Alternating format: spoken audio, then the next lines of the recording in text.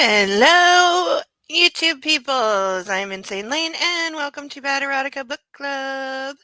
Thank you all for being here on this Saturday night. I hope you got snow. I did. It's wonderful. It's daylight, though. Couldn't have snowed on Christmas? Come on. But it snowed yesterday. It's still here. It snowed a little bit this morning. We didn't get what we were promised because it was coming down thick and heavy for good couple hours. So I was really thinking we were going to get a couple feet at least, but we didn't.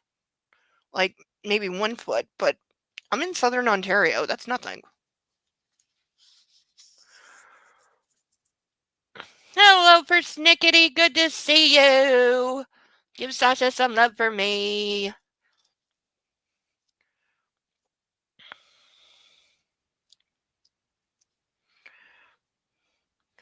So, we went through a couple chapters last week. We burned it in some places. I do have the burn list in front of me. I forgot the screaming pillow.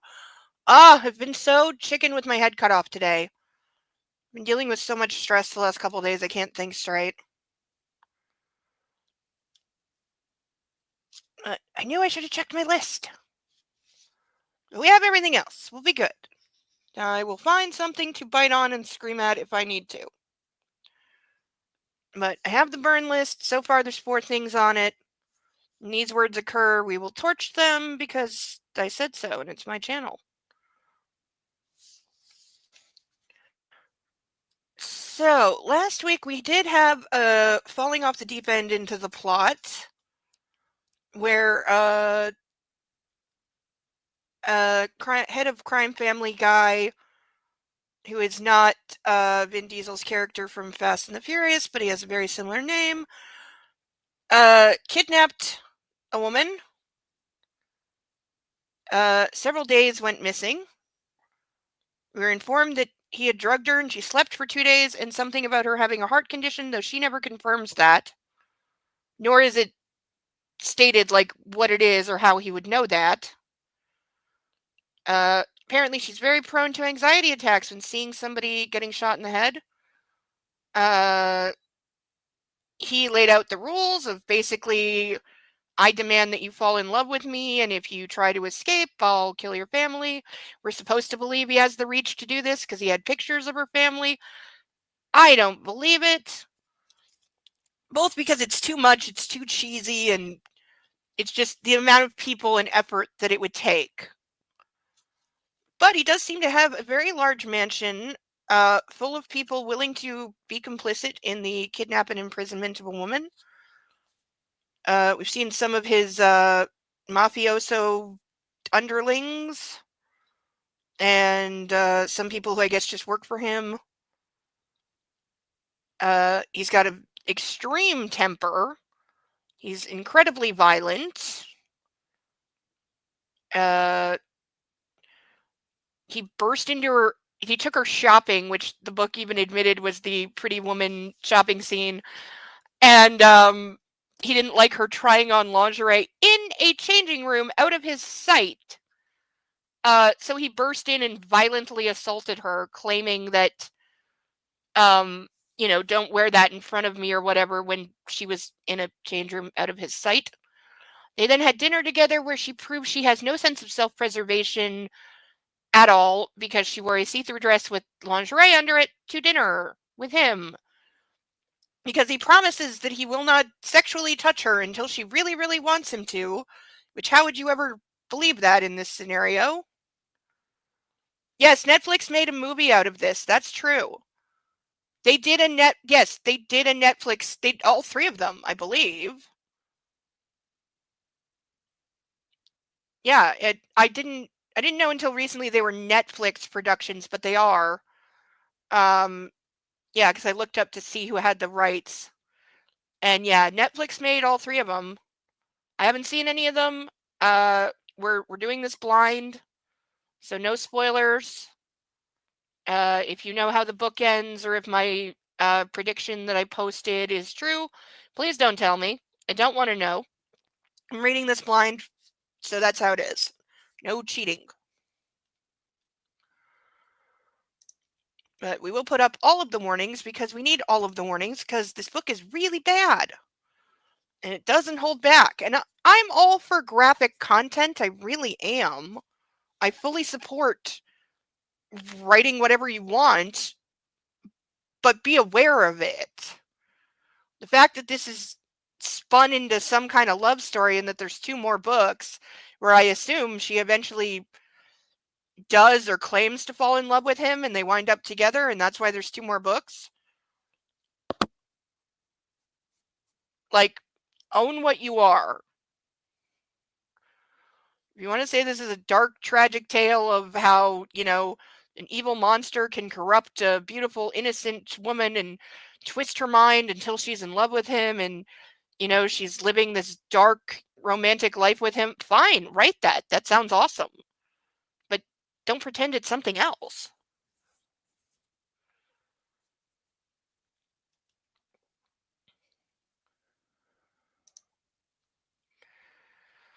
So, other than the shopping, I'm trying to remember if anything else happened.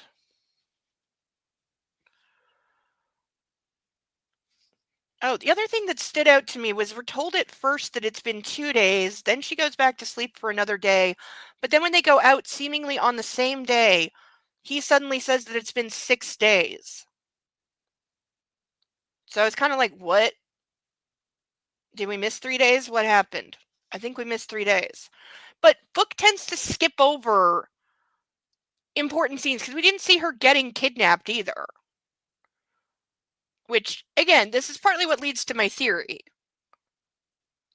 But I may be giving book and author far, far, far, far, far too much credit by thinking that, those scenes are not just missing due to incompetence or bad writing or both.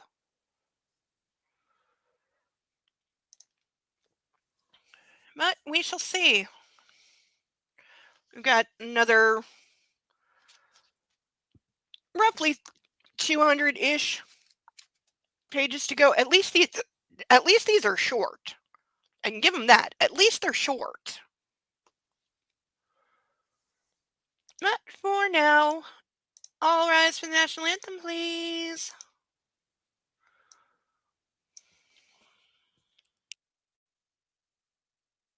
If you're still struggling with consent, just imagine instead of initiating sex, you're making them a cup of tea. You say, "Hey, would you like a cup of tea?" And they go, "Oh my God, I would love a cup of tea, thank you." Then you know they want a cup of tea. If you say, "Hey, would you like a cup of tea?" And they're like, I'm not really sure.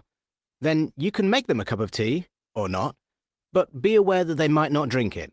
And if they don't drink it, then, and this is the important bit, don't make them drink it. Just because you made it doesn't mean you're entitled to watch them drink it. And if they say, "No thank you," then don't make them tea. At all. Just don't make them tea. Don't make them drink tea, don't get annoyed at them for not wanting tea. They just don't want tea, okay? They might say, "Yes please, that's kind of you." And then when the tea arrives, they actually don't want the tea at all. Sure, that's kind of annoying as you've gone to all the effort of making the tea, but they remain under no obligation to drink the tea. They did want tea, now they don't. Some people change their mind in the time it takes to boil the kettle, brew the tea, and add the milk. And it's okay for people to change their mind, and you are still not entitled to watch them drink it. And if they are unconscious, don't make them tea. Unconscious people don't want tea, and they can't answer the question, "Do you want tea?" because they're unconscious. Okay, maybe they were conscious when you asked them if they wanted tea, and they said yes, but in the time it took you to boil the kettle or brew the tea and add the milk, they are now unconscious. You should just put the tea down, make sure the unconscious person is safe, and this is the important part again, don't make them drink the tea. They said yes then, sure, but unconscious people don't want tea. If someone said yes to tea, started drinking it, and then passed out before they'd finished it, don't keep on pouring it down their throat. Take the tea away. Make sure they are safe, because unconscious people don't want tea. Trust me on this. If someone said yes to tea around your house last Saturday, that doesn't mean they want you to make them tea all the time. They don't want you to come around to their place unexpectedly and make them tea and force them to drink it going, "But you wanted tea last week," or to wake up to find you pouring tea down their throat going, "But you wanted tea last night." If you can understand how completely ludicrous it is to force people to have tea when they don't want tea, and you are able to understand when people don't want tea, then how hard is it to understand when it comes to sex? Whether it's tea or sex, consent is everything. And on that note, I'm going to make myself a cup of tea. Alrighty then. Let's get going. I'm going to leave the screen share up for now because we have burn video for later. I know a couple people told me they were going to be late, so we're going to leave the burn video till a little later when everyone can be here. But we still have plenty to do. I'm having such winter frizzy hair. Ugh. I just get wolf hair and it won't do anything.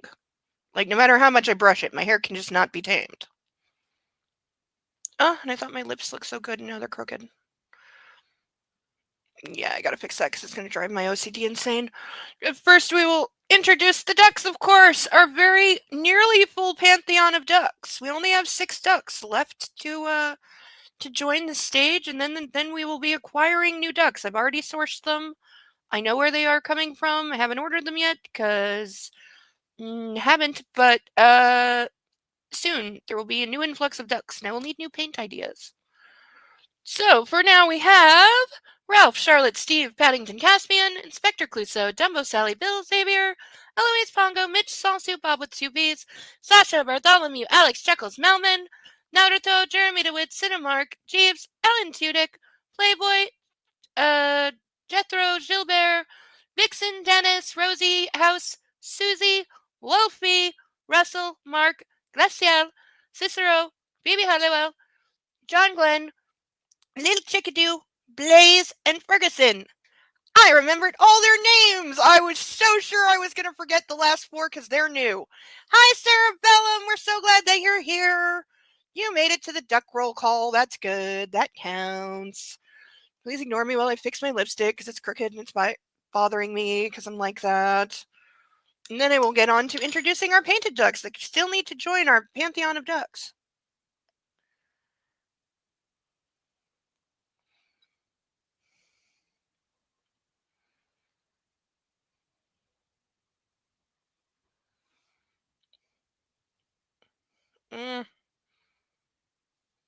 Why does it look off?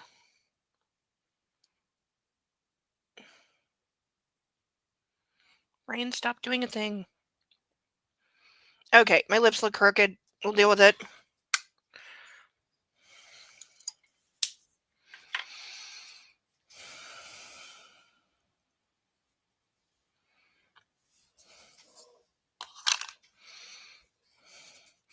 But these are our painted ducks. If anybody wants to help a girl out with things like groceries and keeping the lights on, there is a link up top to my PayPal where you can do that for $10. We have these painted ducks.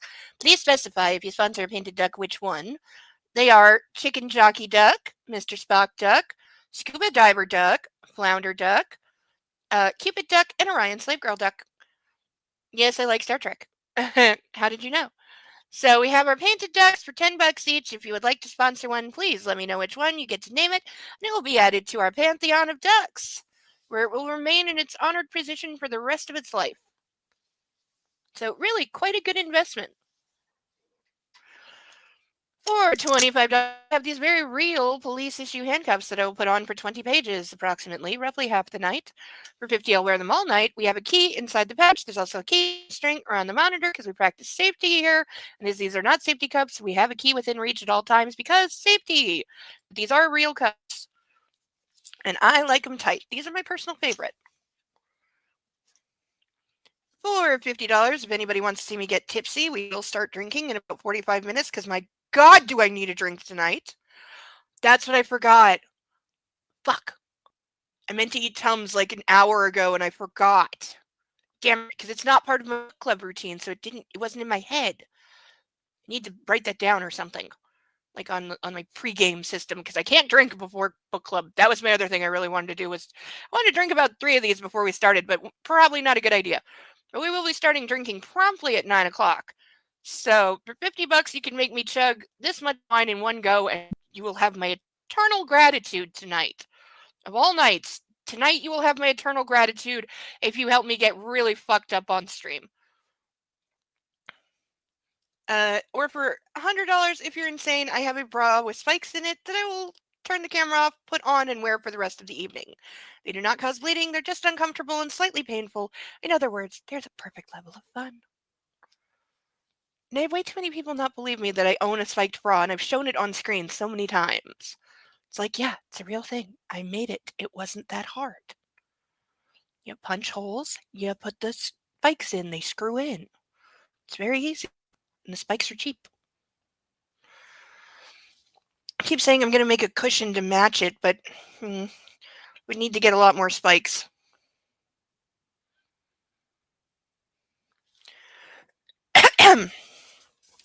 All right, so we're on chapter 5. Let's see. Oh, and I need to remember to do more highlighting because we gotta have something to burn at the end, though I probably am gonna burn the entire book. I'm looking into ways to safely do that. My bathroom smells extremely burned right now because we have the longest burn video I think I've ever made tonight. It's like 4.5 minutes. And my voice is not sped up to where I sound like a chipmunk, so you can really clearly hear all the things. But the music's great, and I think I got the editing right. So, hopefully that's good. All right. Chapter. When I woke up, it was already bright outside. I felt someone's hand laying heavy on my waist. Massimo was sleeping next to me. Oh, the level of creep. Curled into a ball, his arm around me. I'd be like freaking the hell out. Because you know he's armed. I would also take the gun and shoot him with it, making sure the safety's off. His hair fell over his face and his mouth was half open. He was breathing deeply and steadily. His tanned body, dressed the same as last morning. Who says last morning? Looked very pleasing, surrounded by white sheets. God, he's so hot, I thought. She doesn't have any appropriate thoughts to the situation.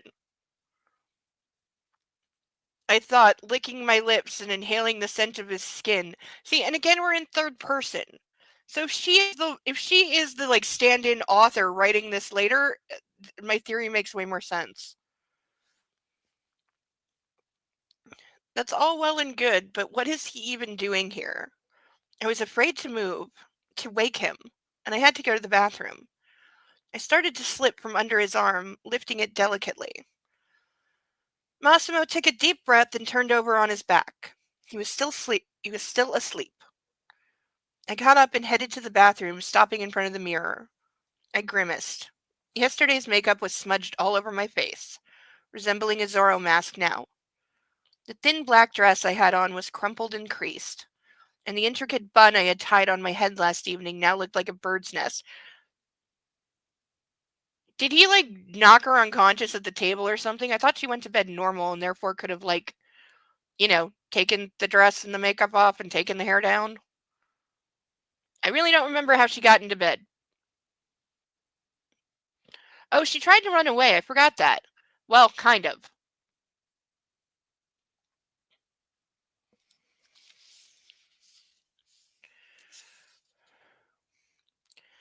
Just great, I thought. Like, honestly, you're being held captive by a guy you saw murder somebody. Do you really care what you look like? I would have higher priorities. Wiping the black smudges around my eyes with a cotton pad.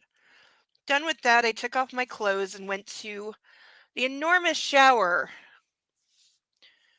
I turned the water on and poured some bath gel over my palm. The door slammed open suddenly. There we go. There we go. This is why you don't get in the shower. It was the man in black. He was ogling me, not even trying to act cool. Also, she knows his name. Why does she keep calling him in black? Unless it's two different people, which it's not.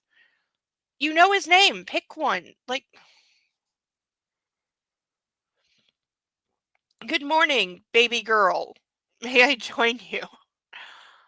So he's saying he's not going to touch her or have sex with her until she wants, but can I join you naked in the shower is okay. Do we think this is a guy who has problems with boundaries? Oh, yeah, he also basically told her that he's a violent monster and asked her to teach him how to be gentle, which I had on my predictions list, but for like way later.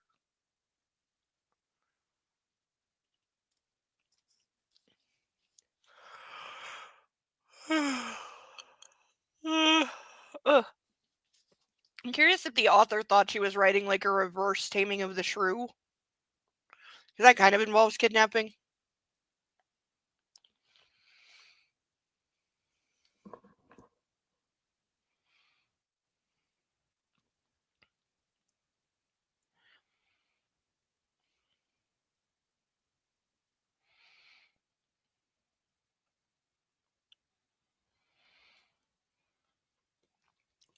May I join you? He asked, rubbing the sleep off his eyes and smiling happily.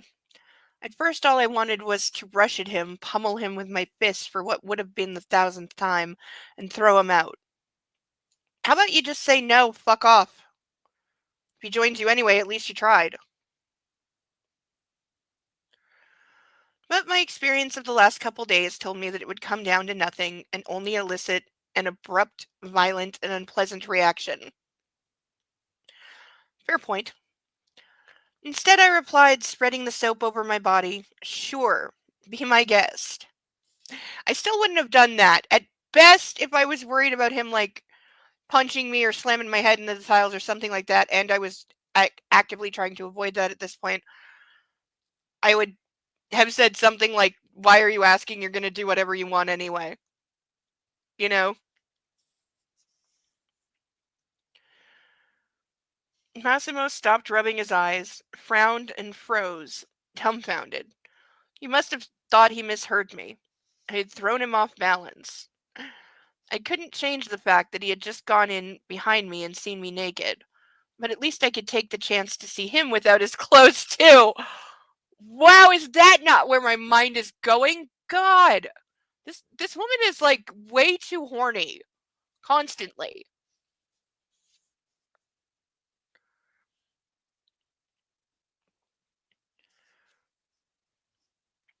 Slowly, Massimo approached the expansive shower, grabbed the shirt from the back of his neck, and tore it off with one fluid motion. I'm pretty sure you have to have several buttons undone and the cuffs undone for that move to actually work.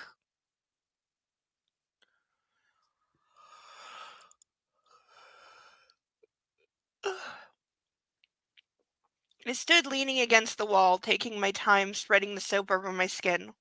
All the time, my eyes didn't leave the man in black, and he in turn kept watching me. I realized I was staring and that my hands had been caressing my breasts longer than necessary.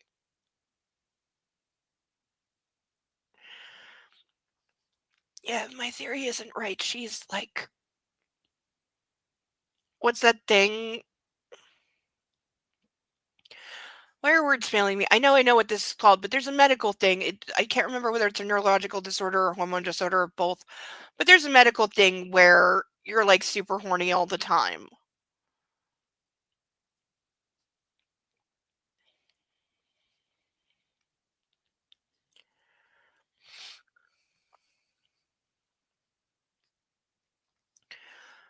Before I take my pants off, I have to warn you. I'm a man and it's morning.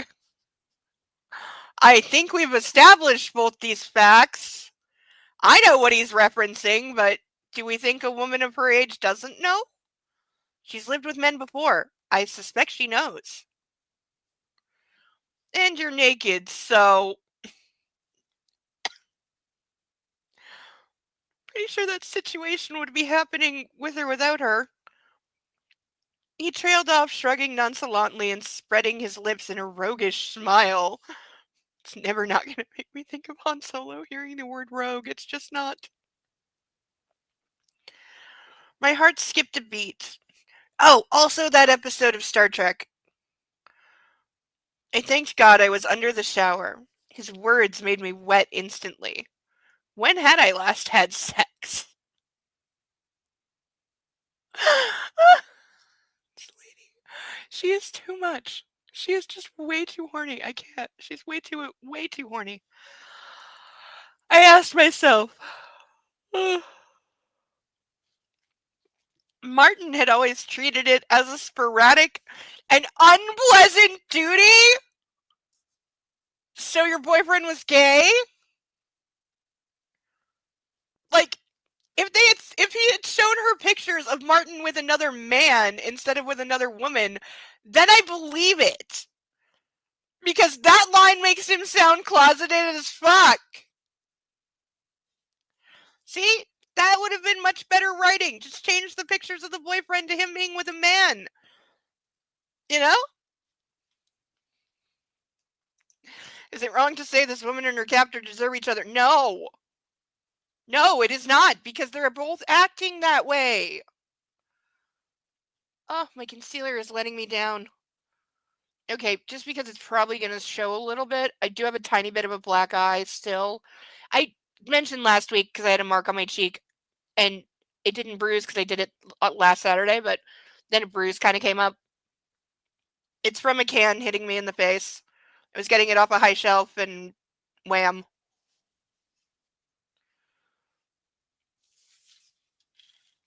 For some reason, my kitchen is designed for people to be 10 feet tall, and I'm short, so. Getting stuff off the top shelf involves finding a long wooden spoon and, like, peeling around and then nudging it to the front, and usually I can, like, catch it as I knock it off, but I missed and it whammed me in the face.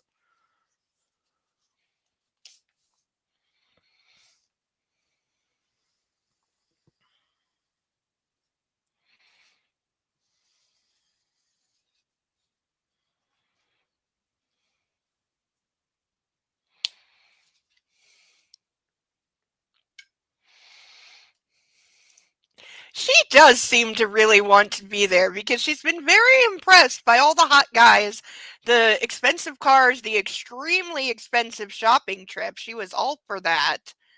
You know, all her stuff is there.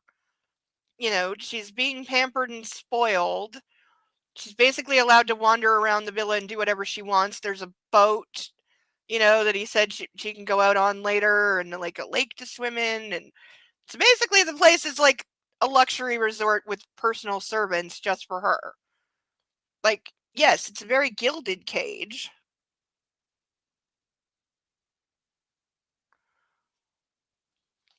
But yeah, she doesn't seem to be unhappy. I hadn't been pleasured by anyone except myself for what felt like weeks. And I had just menstruated, so the hormones did their part in skyrocketing my libido. Wait, don't you usually get horny like pre-period, not post? Like that's my experience. Am I wrong? Those things tend to be fucked up with me, so there's every chance that I'm wrong. But I get horny as the period is about to happen, not after. After I'm leave me the fuck alone. I'm tired.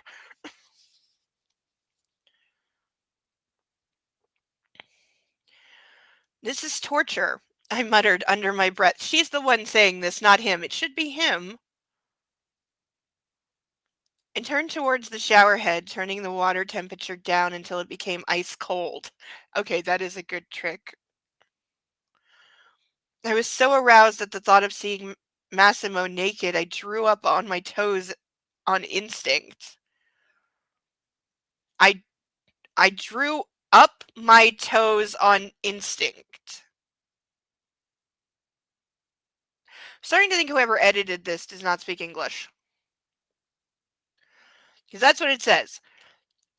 I was so aroused at the thought of seeing Massimo naked, I drew up my toes on instinct. You're missing at least one word there. And all my muscles started flexing. For my own good and safety, I closed my eyes and entered the freezing stream, pretending to wash the soap off. Unfortunately, the temperature of the water did nothing to cool down my titillation. Yeah, ice cold water on the tits will, yeah. Massimo entered the enormous cubicle and turned on the second shower head. There were 4 of those in total, not counting the gigantic water jet panel that looked like a bathroom radiator, only riddled with little holes. I will say I wanted to try this shower because it sounds amazing. "We're leaving today," the man in black said impassively. "We're going to be away for a couple days. Maybe weeks." Yeah, curled her toes cerebellum. I think that might have been what they were going for. It just came out really wrong. Yeah, I kind of thought that was maybe the vibe too, but just didn't come out right. How do you not know if you're going for a couple days or a couple weeks? There's kind of a big difference there. I don't know yet. We'll drop by some galas and parties, so take this into account while packing your things. Dominic will take care of everything. Just tell him what you need. Okay, so is she supposed to pack her own bags, or is she supposed to sit on a couch and point around the room while a servant does it for her? And seriously, you've had this woman in your possession for less than a week, and you're taking her to galas and parties where she could easily just go up to a random stranger and say, "May I borrow your cell phone? I'm being held hostage and would like to call the police."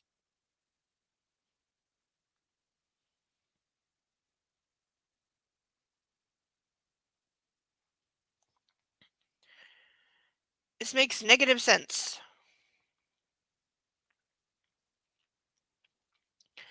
I heard him, but didn't really listen. I was still trying my best to keep my eyes closed. In the end, my curiosity won. I turned his way and saw Massimo standing with his arms propped up on the wall, letting the water flow freely down his naked body.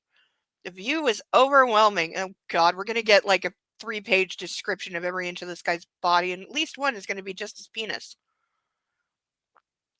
His toned legs, beautiful shapely buttocks, and his muscled belly were all testament to the enormous work he had to do to keep his body in such perfect shape. Then my eyes stopped wandering and stopped on one particular point. Here we go. I saw what I had been fearing the most. I'm gonna die, aren't I? I'm gonna die. It's not even 9. I can't drink yet, and I'm gonna die. Ay. His beautiful, straight, and thick prick stood erect like a candle stuck in the birthday cake I had had back at the hotel.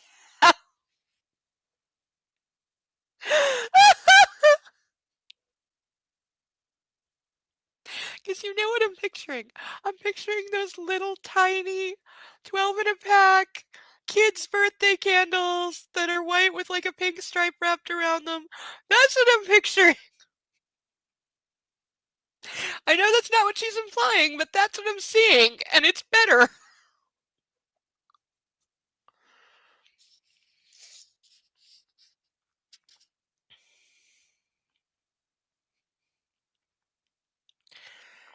It was perfect. Not too long, but as thick as my wrist, I'd be having concerns. How thick is your wrist? Like, I have big hands for a girl, but I think my wrists are pretty average size. Like, literally. If it's as big as your wrist, somebody's had enhancement surgery.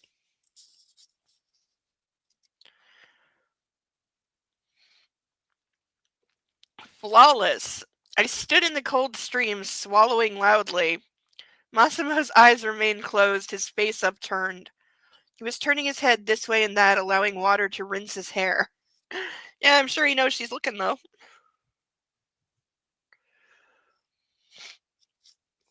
But, oh dear God, like, dear God, that is awful. I didn't even look ahead to see where to stop tonight. Okay. So that should put us about 110. Yeah, okay. So we're gonna get to around like 110 tonight. We haven't hit page count once yet. But I did say I might need to adjust because new book and things read at different speeds. Uh, excuse me. Then he bent his arms and leaned against the wall with his elbows so that his head left the stream of water. You want something, or are you just watching? Massimo asked, his eyes still shut. Like you didn't want her to be watching. What are you doing in here otherwise? There's like a million other showers in this place. My heart was pounding like crazy. I couldn't take my eyes off of him. In my thoughts, I was cursing the moment I had allowed him to join me in that fucking shower. Though truth be told, my protestations would have probably amounted to nothing. My body was rebelling against me, every cell in it yearning to touch him. That would so not be my instinct.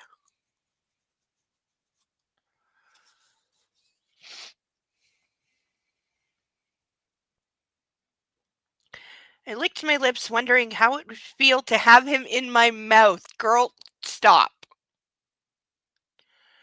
I imagined myself standing behind him. How much detail is she going into? I imagined myself standing behind him, water dripping from my body, and grabbing his manhood in my hand, tightening my fingers around him, and him moaning in ecstasy, aroused by my touch. I turn him around and push him against the wall. Then I take a step closer, my hand never leaving his rock hard cock. Is rock hard hyphenated or two words? I'm pretty sure it's two words. Slowly, I licked his nipples and traced my fingers up his dick to the very tip and then back to its base.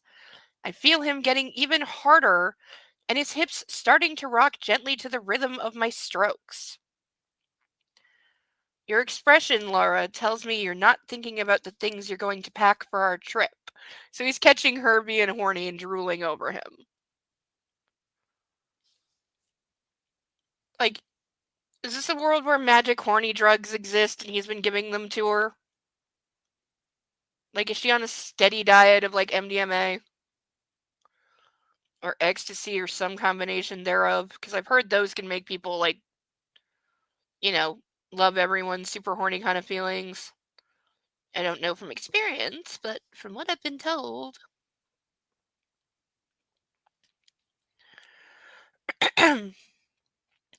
I shook my head as if I'd just woken up and was trying to drive off a lingering dream. Massimo was standing in the same position with his elbows against the wall. The only difference was that now he was watching me, clearly enjoying himself. I panicked and couldn't think of anything to say. The only thing I could think of was sucking his dick. Ugh. It's two words. Thank you, Cerebellum. Book thinks it's hyphenated.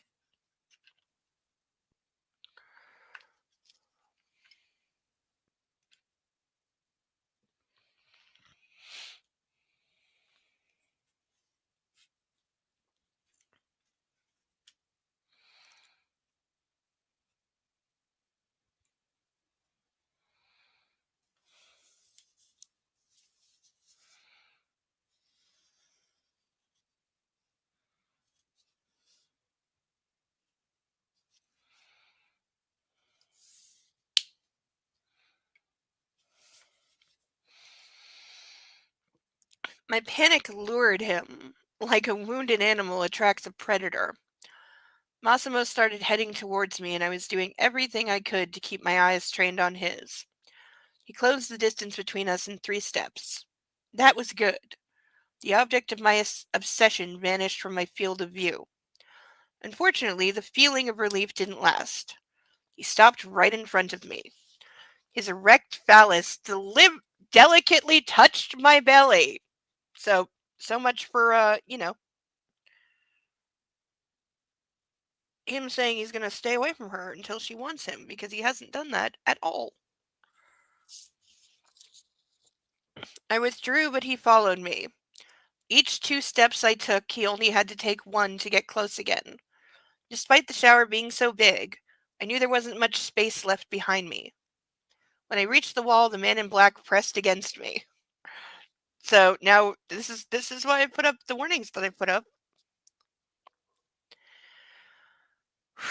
Can I drink yet? No, 20 minutes? Who designed time? I know it was one of mine.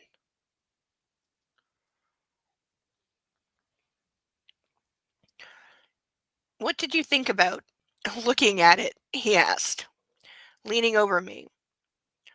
You want to touch it? For now, it is touching you. This guy needs to die. I wasn't able to reply. I opened my mouth, but no words came out. I stood there, defenseless, dizzy, and drunk with lust. He rubbed against me, pressing harder against my belly. The steady pressure grew rhythmic, pulsating. Massimo moaned, leaned his leaned his forehead on the wall behind me. He's literally using her stomach to jerk himself off. Can I die now?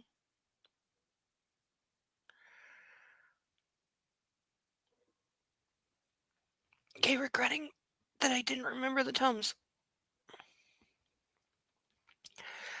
I'll do it with your help or without it, he breathed. There we go. There we go. Anyone ever criticizes me for calling him a rapist, I'm pointing at this scene. And the first one. Should we keep an essay tally on this guy? We're up to what, 3? 4? It might be 4. Okay, literally my stomach is clenching so hard it hurts.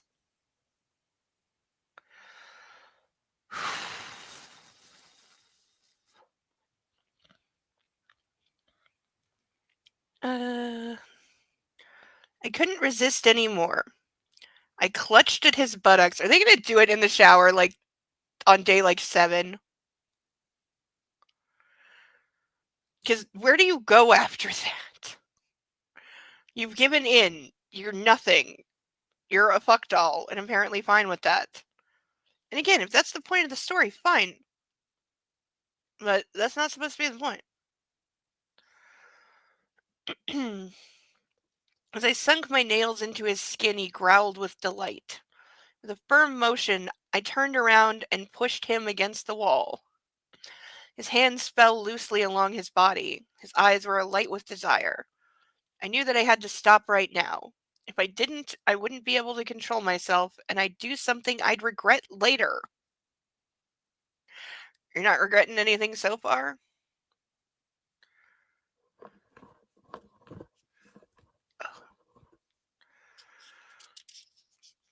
I spun around and rushed out. I grabbed a bathrobe on the way and threw it over myself, running through the door.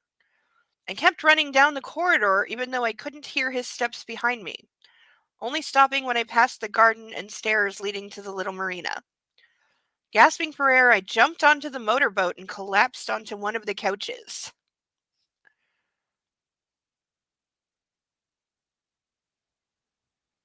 She makes negative sense to me. Trying to catch my breath, I analyzed what happened. The images in my head weren't going to allow me to think clearly. The only thing I could see was Massimo's gorgeous, erect cock.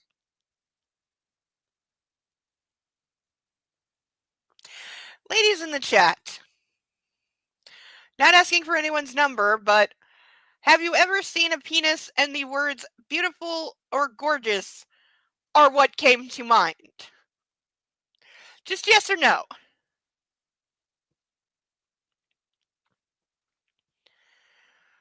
I could almost taste it in my mouth, feel the touch of its delicate skin in my hand.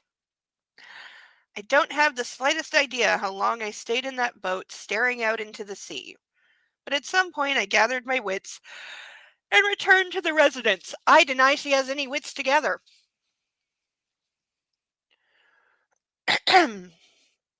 Carefully opening the door to my bedroom, I saw Dominic arranging giant Louis Vuitton travel bags. Where is Massimo? I asked in a whisper, sticking my head into the room. The young Italian raised his eyes and smiled. The library, I'd wager. Would you like me to take you to him?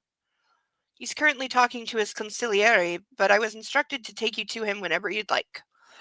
I entered the room and closed the door behind me. Now you put something heavy in front of it.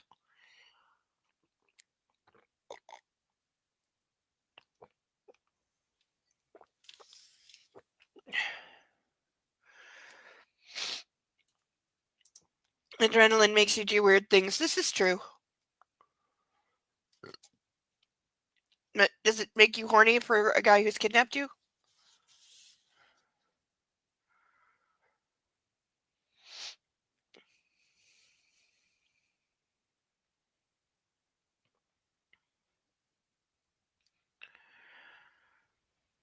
Uh, oh, believe me, I don't want that, I replied, waving my hands at him. Did he tell you to pack my things? Dominic didn't interrupt his work. You're leaving in an hour, so I thought you could use some help, miss. Unless you don't want me to. He gave her an hour to pack for like a 2-week trip. What a jerk.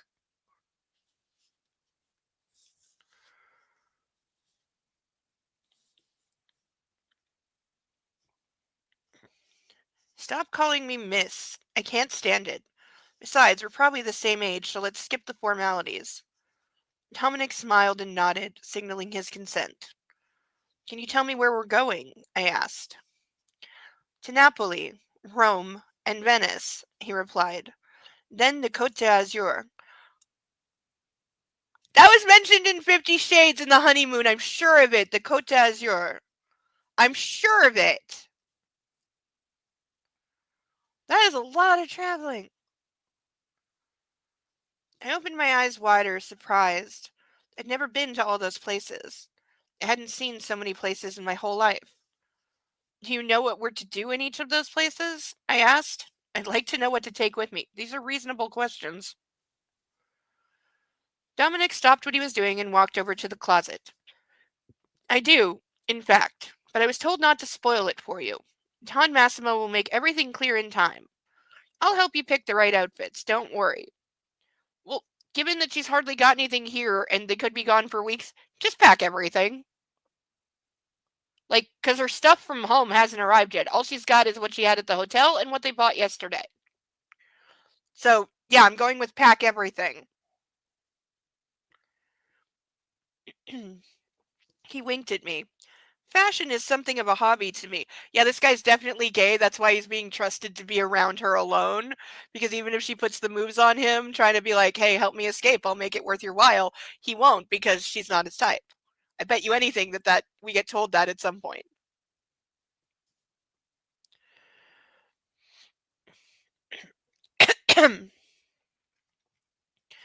I trust you fully if that's the case. We only have an hour to prepare. Let's get to it, shall we? I am so not being helpful with this. You're holding me hostage. You can do the work. I don't care. Dominic nodded and disappeared into the cavernous closet. I can has words. I went into the bathroom, which was still filled with the scent of lust. My stomach cramped. I can't do it, I thought. I went back to the bedroom, crossed the room, and went into the closet, calling out to Dominic. Have my things from Warsaw arrived yet? Like overnight? How close is Warsaw to Sicily? The man opened one of the large armoires and pointed his hand at a heap of boxes. Yes, but Don Massimo asked me to tell you not to wear those. Okay. Yes, persnickety, yes, I was trying not to gag as well because, yeah. Also, they're going to high fashion places. There'll be more shopping. Just pack it all. Yeah. Yeah. Me and Sarabella were like, we got this. You pack everything. And then we know he's rich and you're going to some of the fashion capitals of the world. There'll definitely be more shopping. I mean, I would insist on it.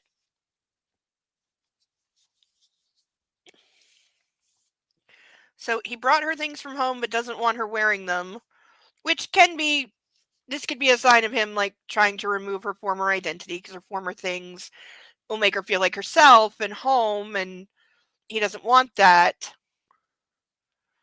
So maybe her things from home stay in the boxes until he's sure that he has her brainwashed enough, and he opens one of the boxes and holds out a blouse and goes like, do you even remember this? And she doesn't, and tells him to get rid of it all because it doesn't belong to her anymore. Yes, I'm making future predictions. This is how I'm keeping my brain from melting out of my ears. Also psychologically, that's a good tactic and a good way to test if you really have completely replace somebody's personality. Great, I thought. Can you leave me for a second? Before I managed to turn around, I was alone. I threw myself at the boxes, searching for the only thing I really needed right now. My pink three-pronged best friend. She's going for a sex toy. We're about to have a masturbation scene. Girl, this is not the time. You've got like 45 minutes.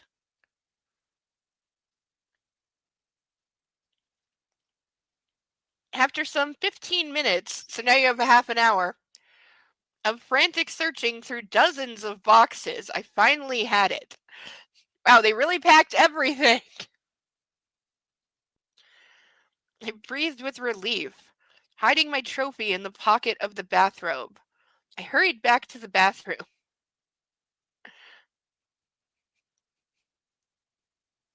I've never heard it called that, Sarah Hellum. Is this a reference to a movie or something that I don't know?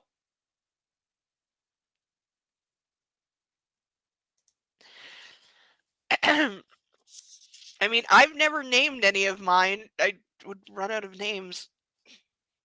Though my favorite one died like a couple months ago. Okay, when things say they are waterproof, they should be honest about that because it broke because it got wet. They have not been able to replace it, which is sad for me.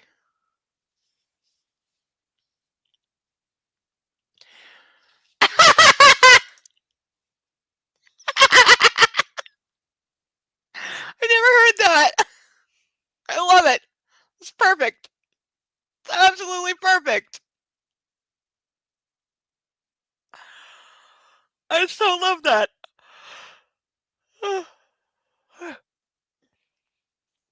That's absolutely perfect. I'm going to remember that for the rest of my life.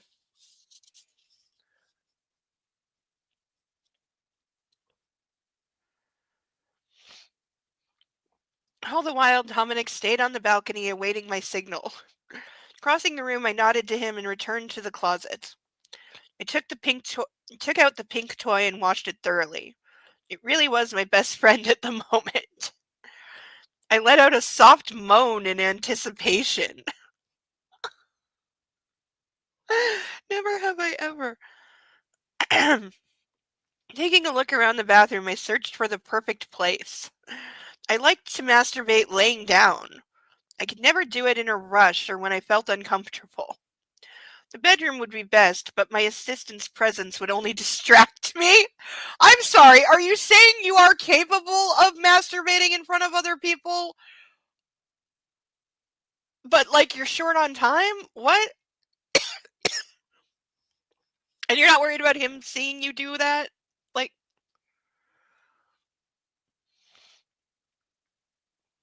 Like, was her? I mean, did we actually learn what her career was? Because she said she just left her job, but did we know what her job was?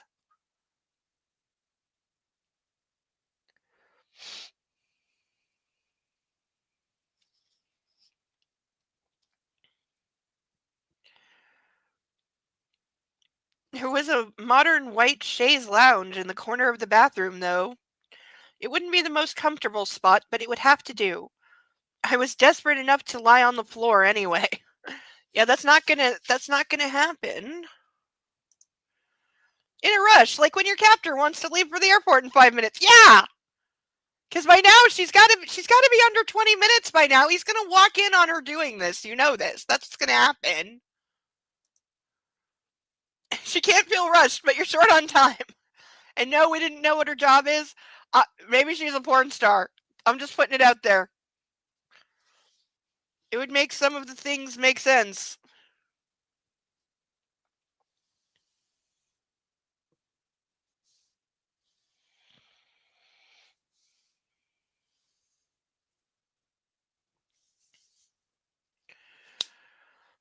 And I would think Shays Lounge is actually a pretty good place to do that because you got back support and it's long. And usually they're pretty wide too. So, yeah, Shays Lounge, good place for it. The chaise was surprisingly soft and perfectly suited to my body. I untied the bathrobe, letting it slip to the sides of my body, and reclined, naked and yearning for orgasm. I licked 2 fingers and slid them inside me to reduce the friction. Amazingly, I was still so wet it proved completely unnecessary. I switched the vibrator on and slipped its middle prong into my pulsating snatch. Wow, is that now one of my favorite words for vagina? As the thickest part slid deeper into me, the second protrusion, shaped like a bunny, entered my back door. Wow, she's just going ham. My body spasmed. I shivered, knowing it wouldn't take me long to slake my desire. The third part of the rubber companion vibrated the hardest, caressing my puffed up clitoris. Again, we seem to think puffed up is hyphenated. I closed my eyes. There was only one image in my head, and I wouldn't want it any other way. We know what it is. It was Massimo in the shower, holding his beautiful cock in his hands. My stomach is fucking killing me from the clenching. I really gotta Google how to make that not happen. There's gotta be a way. There's gotta be some kind of tea or something to make your stomach not clench when you're trying not to be violently ill. I have faith in the power of science, herbs, and drugs. One of them will come through for me. The first orgasm came after only a couple of seconds. That doesn't sound enjoyable.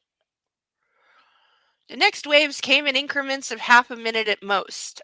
After a short while, I was so exhausted I had difficulty pulling the pink vibrator out and brought my legs together. So what, she just orgasmed like 8 or 9 times? Like, seriously? 30 minutes later, I was standing in front of the mirror packing my cosmetics into one of the leather bags. Okay, so it's definitely been more than an hour. Like, there's no way. It's been, like, way more than an hour. I glanced at my reflection. I looked nothing like the woman I had been just a week ago. Here we go, here we go. My skin was tanned, healthy and fresh. I tied my hair into a neat bun, lined my eyes delicately, and applied some dark lip gloss. Dominic picked a white Chanel outfit for our trip. Long, wide, off-white pants made out of paper-thin silk, blended with a delicate flowy shirt with wide shoulder straps, giving the impression of being single. Being a single. With the impression of being a single, unbroken overall. Okay, I think I get what they're going for, but like the peep toe Prada stilettos complemented the outfit perfectly. Your things are packed, Dominic said, passing me my bag. I'd like to see Massimo now. He hasn't finished his meeting yet, but then he will, I snapped disdainfully before leaving the room. The library was one of those rooms whose location I had committed to memory. I headed down the corridor, and the patter of my stilettos reverberated from the stone floor. As I reached the right door, I took a deep breath and pulled on the handle. I went inside and felt a shiver run down my spine. I hadn't been here since my first conversation with the man in black, only a while after waking from my deep sleep. Massimo was sitting on the couch. He wore a light linen suit and an unbuttoned shirt. Next to him sat a man with a graying hair, very handsome and a lot older than Massimo. A typical Italian, I thought.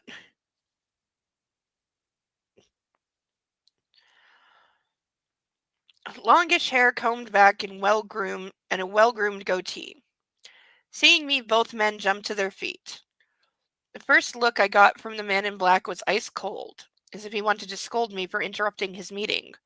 But as soon as his eyes swept my entire silhouette, his stare seemed to grow less severe. He said something to the other man, keeping his eyes on me, and started walking my way. He approached me and leaned over, kissing me on the cheek. A pity I had to cope without you, he whispered, planting the kiss. Ew. That's making the nausea worse. They better change. They better get off the fucking. Or yeah.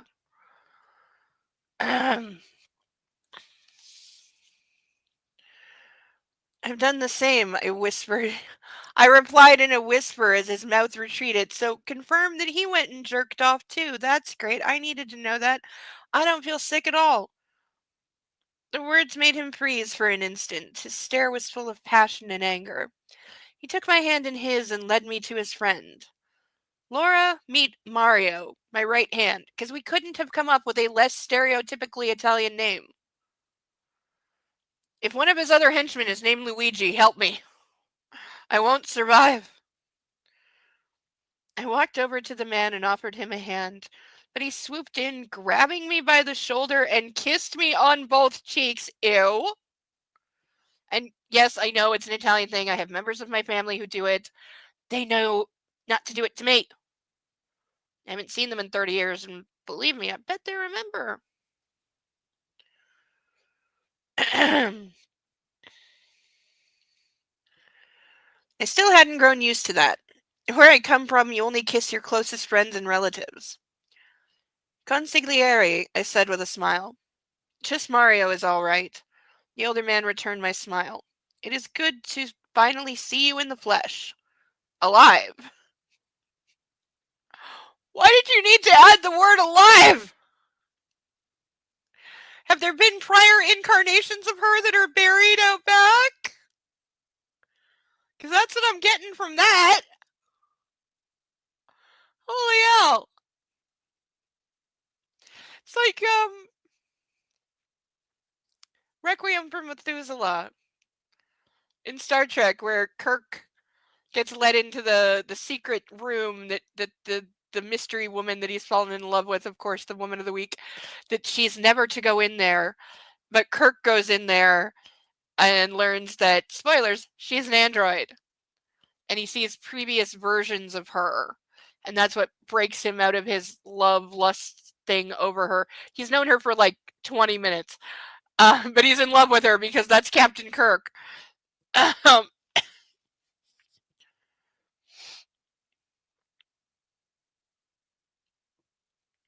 is she gonna go in a room and find like, the like cryopreserved frozen bodies or something? Or just grave markers out back? Whose words rooted me to the spot. What did he mean, alive? Yeah, duh! He had assumed I wouldn't live to see him? My face must have shown some of my emotions as Mario quickly explained.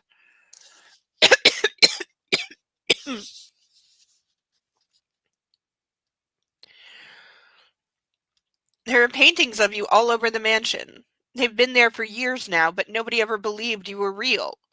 You must be as astounded as we are. Okay, so now she knows the guy who kidnapped her is nuts. No, it's not. It just says, it's good to finally see you in the flesh alive. So he added the word alive, which is creepy. And like, I get what he's saying, like, if they've been seeing paintings of her for years and they didn't believe that she was real, which who would? Also, do we think, just yes or no, chat, do we think that we are ever going to find out what happened to the woman he beat the shit out of and fucked when he got back to the mansion before he kidnapped Laura? Remember, he had an Anna. Do we think we ever find out what happened to her? Do we think she makes an appearance at any point, or is she just gone and we're not supposed to ask? Because he did refer to her as his girlfriend. Sarah Bellum voting nope. We never find out what happened to her. We never see her again. Yeah, I'm with you. I could only shrug. Hey, it's 5 after 9. I can start drinking, and also I need to stretch. But we are on page count. We made page count for an hour, so I'm taking that as good.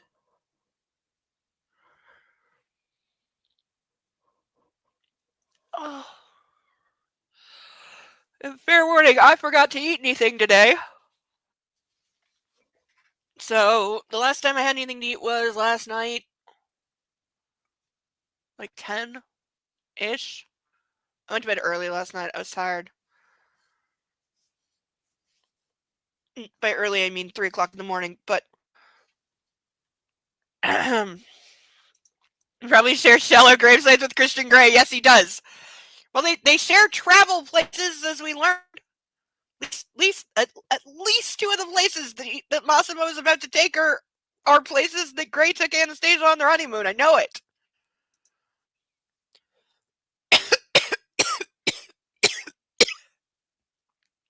Wouldn't surprise me if they all were, because like I said, these are known to be inspired by those, so I'm guessing there's going to be a lot of references.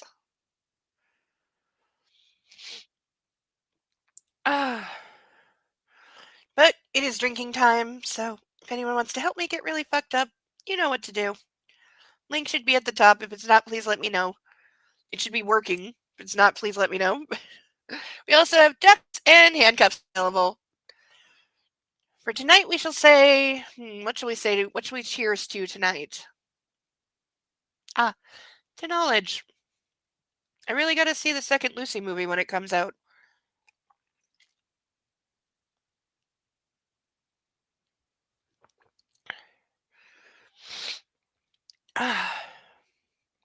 That tastes way too good.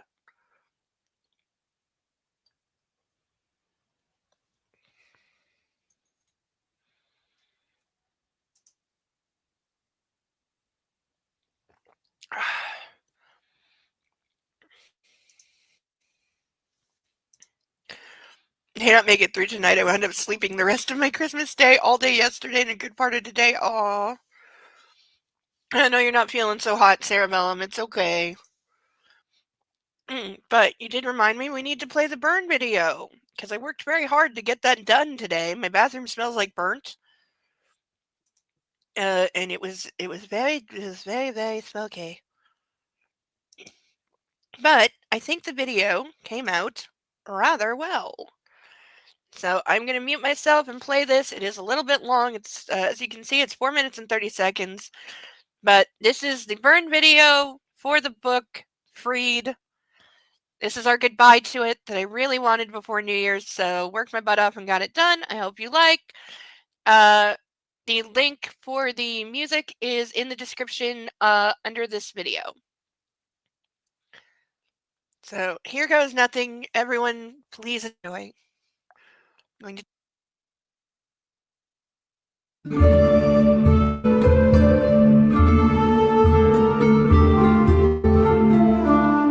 This beautiful woman has consented to mine every way again. My cock and I rejoice. She stares greedily at my dick. Stop. Stop now. This subject is closed. We're not discussing it anymore. I'm ready to rip someone limb from limb. You can't lock her up. One of us has to be in charge, for fuck's sakes. I'll have to make her see reason. She won't obey, and that's pissed me off. Big time. I want her happy, and I want to protect her. But how can I do that if she's not willing to obey me? Maybe I could fuck Anna into agreeing. Why does she defy me? I love making Anna scream. What will you do to me? Whatever I want. She's helpless, completely at my mercy. I'm done with this party. I want to be alone with my wife. Let's go. I don't want to share you with all these people anymore. My cock approves. Big time. You are mine. She's mine. Really mine. What the hell do you think you're doing? Fucking hell, I specifically asked you not to do this. I'm so fucking mad. Please don't be mad at me. Would you like a drink? Do I need one? Do you? Depends. On what? If you want to hurt me. A punishment fuck. You can do anything you want to me. These can be quite painful. I want this. Big time. We're going to need a safe word. Stop won't be enough. You will say that, but you won't mean it. She's breathless now, trying to move. She can't. She's mine, and I don't stop. I love it when she begs. I slam into her and she screams, pulling against the cuffs. I know she's helpless and I take full advantage. Why do you defy me, Anna? How can I keep her safe when I can't even keep her safe from me? I'm going to take you to the boathouse and finally spank you in there if you don't snap out of this mood. Charm. It all comes down to charm. Just fucking do it, I growl. Your lips are so soft when you cry, my beautiful girl. Face the wall. That way you won't know what I'm planning. She cries out as I keep rocking into her, taking her, consuming her, owning her. I want your world to begin and end with me. I also want everyone to know you're mine. I just want some resistance in bed. You can do anything you want to me. I'm so mad at my wife. I am crazy. Crazy for my fucking wife who cannot be trusted to do as she says. I want to punish Anna for not doing as she's told. Paddle, flogger, cane, belt. You're still mad? No, Anna. I'm way beyond mad. I want to punish you. Really beat the shit out of you. Maybe I will. I'm still fucking mad at you. Don't be mad at me. All because you can't follow a simple fucking request. I'm still fucking mad at you. You can do anything you want to me. A punishment, fuck. I'm yours. I will always be yours. Husband of mine. Mine. Yours. She might as well be sucking my dick. I'm a fucking asshole. I know she doesn't want me to touch her. Your lips are always so soft when you've been crying. Christian, I never promised to obey you. She sighs and resigns herself to her fate. How could you be so stupid? Don't touch me. She's a woman to tame, a dom's wet dream. Don't even think about it, Gray. You're my wife. If you touch me, I'll scream. No one would hear you. Will you do as you're told for once? She's still here, in spite of all that I've done.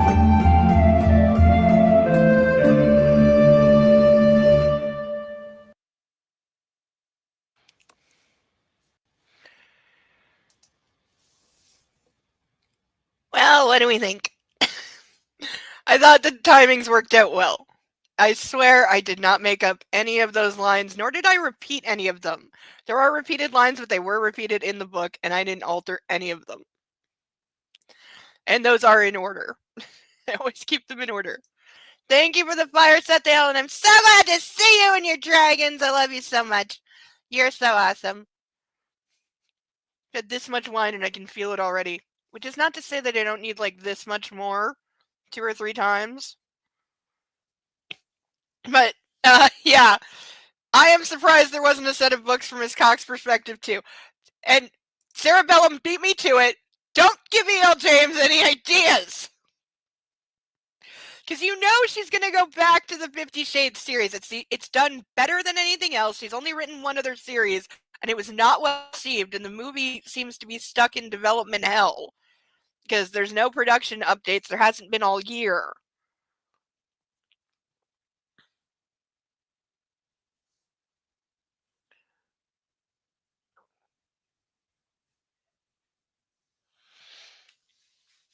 So, yeah, not expecting... I'm not sure if the movie of, the book The Mister is ever going to happen.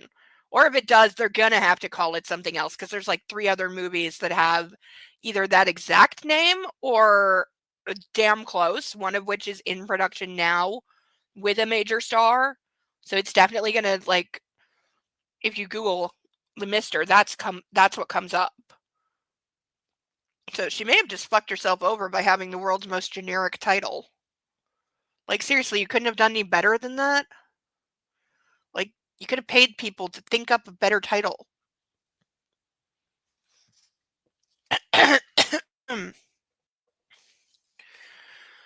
But for now, we content ourselves with this. I love that it says on the front, the 1,000,000-copy #1 international bestseller that inspired the hit movie. The movie that I couldn't even confirm was a movie. I had to look it up. And then when I saw that it's owned by Netflix, I'm like, oh, that's why I didn't know it was a movie.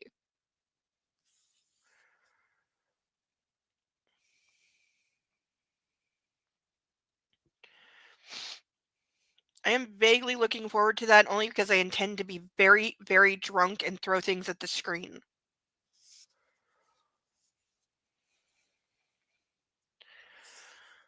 Ugh.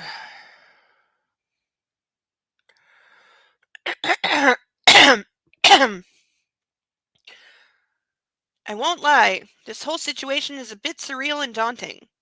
But we all know I have no power over Don Massimo, so I humbly accept each and every one of the 365 days he has given me. Oh, that's her saying it, I think. Massimo burst out laughing. Humbly, he repeated. Oh, I'm not sure who is talking. Is it the consigliere? Like, what? I don't what? He repeated, turning to his companion,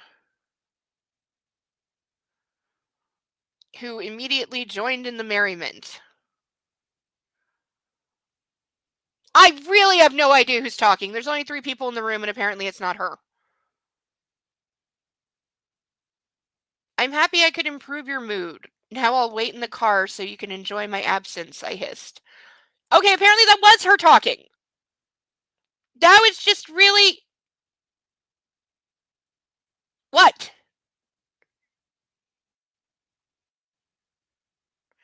Like, did somebody spike my drink? I I think I just need a lot more booze for this to make sense.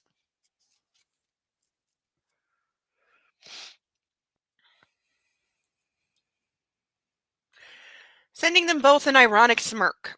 As I turned my back on them and headed to the door, I heard Mario say, trying to hold back the laughter, Indeed, Massimo, it's just as if she were Italian. Okay, as much as I love being a fiery Italian woman and I have a temper, God knows, it's not the only type of woman that when you're holding her captive can backhandedly tell you to go fuck yourself.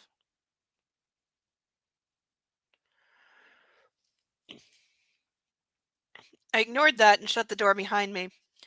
I stopped before I exited the house and went out to the driveway.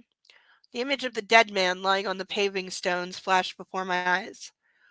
I swallowed, took a furtive look around, and headed in the direction of the SUV parked outside. The driver opened the door for me and gave me a hand as I stepped inside. Why do bad guys universally drive black SUVs? Doesn't matter where they are in the world or what flavor of bad guy. It's always the black SUVs. Always. I really doubt it actually sold 1 million copies to customers. Yes. I've heard publishers will have a subsidiary buy their own books to boost their numbers and give them away at signing stuff. You're correct. Yes. Yeah, entirely true. Yeah. That's how they cheat the numbers. That's why a lot of people don't have any faith in the New York Times bestseller list because it doesn't account for things like that. You know, it doesn't it certainly knows those kind of tricks get played.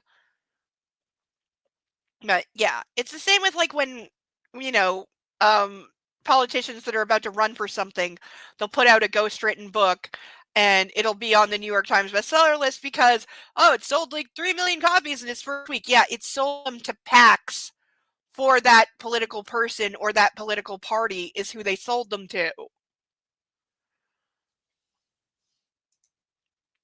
You have a tinfoil hat? That's a good idea. Maybe I should add one. Oh, I did work out what my designated costume piece for this series is going to be because we had the tie for 50 Shades made out of actual 50 Shades merch. But I don't think this has merch. So, even if it did, I'm not buying it. So, what we're going to do is I'm going to get a white long t-shirt, nightshirt length t-shirt. And who knows, I believe, I could be wrong about this, please correct me if I'm wrong, but I believe the brand is by Sabrina Carpenter, the songstress, that she has a line of lingerie that is like basically just a white nightgown t-shirt, but it has like a photo of lingerie printed on it, which I love the irony and the sass, I really do. So that's what we're going to do. Not that I'm buying her stuff because I've heard it's like $300 for a t-shirt, which is stupid. But I'm pretty sure I can get a plain like white long t-shirt, probably pretty cheap, and I can paint it myself. I have good enough art skills to paint some lingerie. Or my other thought, I have a couple bras that I don't wear anymore because they're too ripped up. So I could just sew them onto a t-shirt, or like I have like lace and other stuff that I can sew into the shape of a bra and some panties, So we're gonna do something like that. It might take me a couple of weeks because I do need to find the t-shirt, but after that I have all the pieces.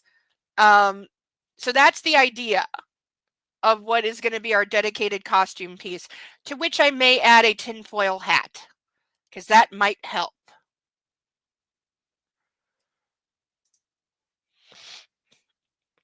Oh well, what did we do?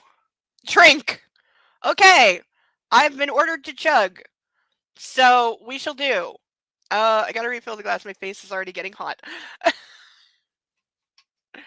Okay, water first. I forgot the lid gets water in it.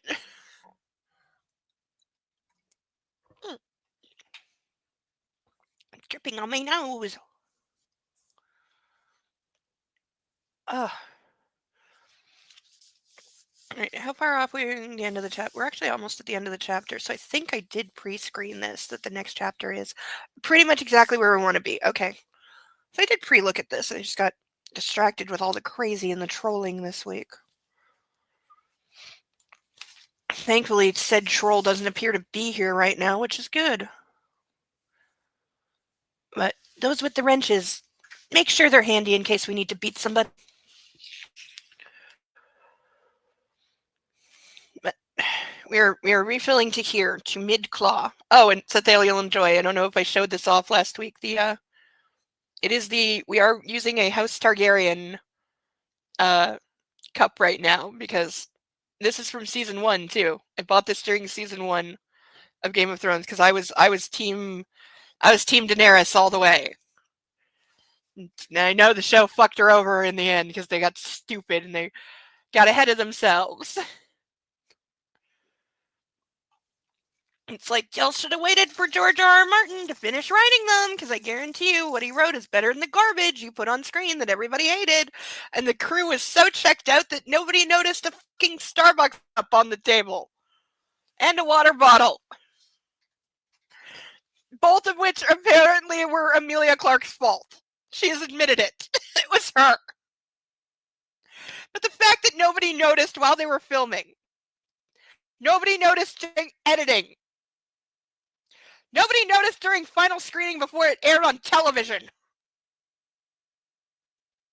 that there was a Starbucks cup sitting on the table in Westeros. That's a special level of I no longer give a fuck about my job.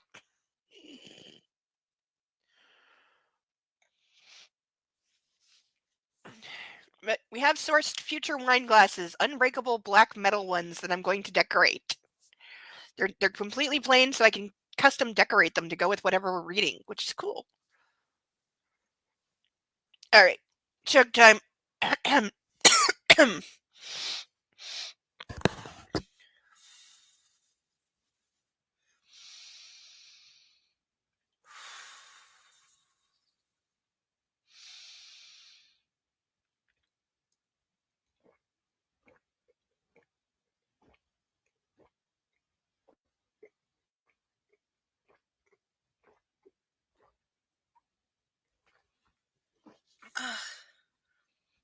Okay, very, very nearly poured too much.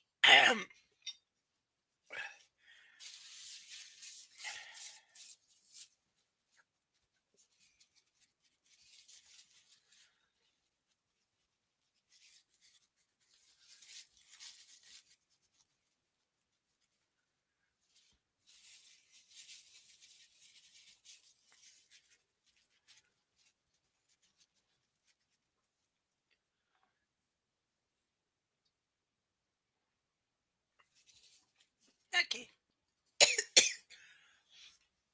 I should be feeling better in a few minutes.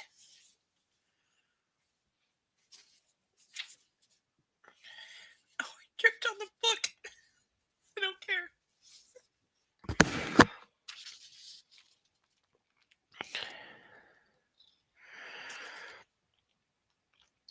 My iPhone was laying on the back seat, right next to my laptop. I squealed with glee seeing both devices. What do you bet they don't like access Wi-Fi? What do you bet they've been disabled?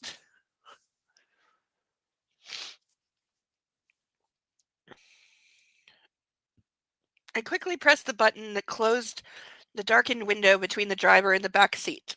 I turned the phone on and quickly my joy evaporated. There were dozens of missed calls from my mom, but not even one from Martin. It was weird and sad to discover that the man I had been with for more than a year cared so little about me.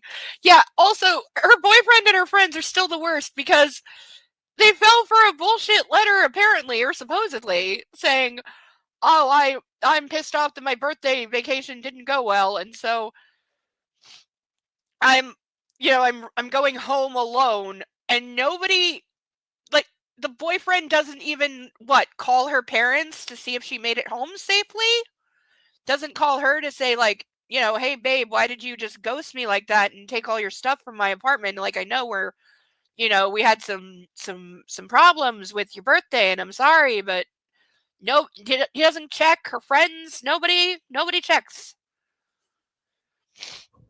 And why does she have dozens of missed calls from her mother? She's on vacation. I was gonna say that. I bet she doesn't call for help. I would say universe accurate coffee house run by mermaids would be an entertaining side story. Yes. In it would have to be in the Iron Kingdom. I forget if it was called anything other than that, but it was the Iron Kingdom because they're the ocean people, so they would know where the mermaid coffee shop was at. Also, random side question: who thought the mermaids in Hook were really fucking hot? I wish we had had more of them than like a 1-second cameo.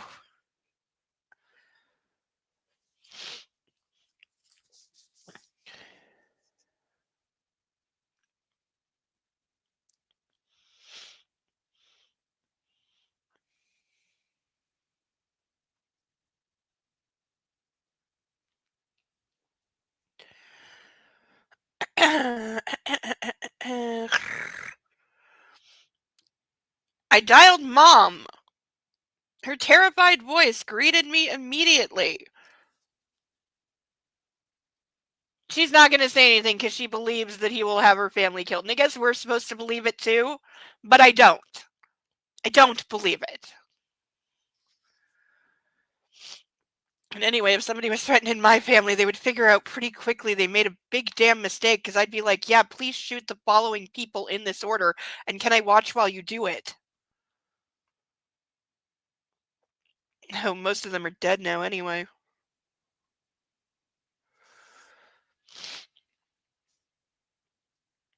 Oh, darling, I've been crying my eyes out. Dying of fear for you, god damn it, my mother exclaimed on the verge of bursting into tears.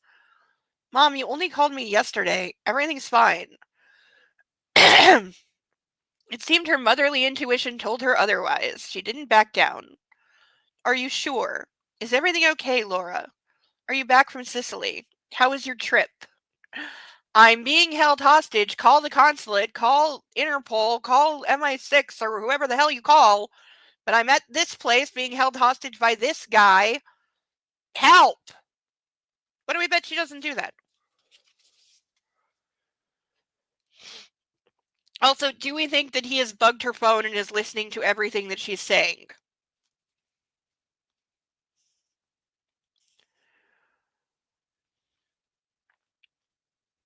I took a deep breath. It wouldn't be that easy for me to fool her. Was everything okay? Well, I glanced down at myself, then around me. It's more than okay, Mom. I'm back, yes, but I need to tell you something.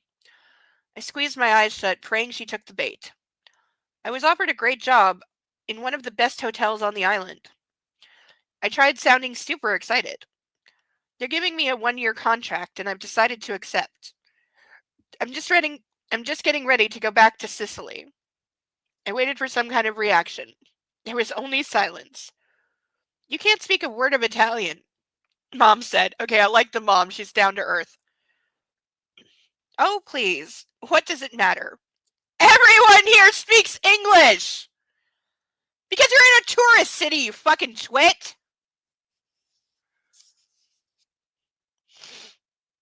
The situation was getting out of hand. If we kept speaking, she'd see through my deception. Wanting to avoid that, I continued. I'll come home and visit in a few days and I'll tell you everything. For now, I have a lot of stuff to take care of. Wow, is that a mistake if you don't want her to worry? Because what are you going to do? You're not going to go see her in a few days. What, are you going to make excuses for an entire year? And what, she's not going to catch on that something's very, very wrong?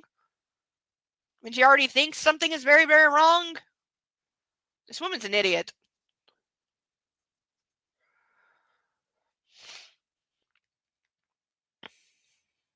Like, I got one over on my mom from time to time, but that's because my mom didn't know the right questions to ask because I knew how the internet worked and she didn't. Which is how I wound up going to a BDSM party in a bar at 13. Shh. I've tried a few times to remember if I ever fessed up about that before she died, and I don't think I did. I don't think she ever knew. She knew that I was going away for the weekend, obviously.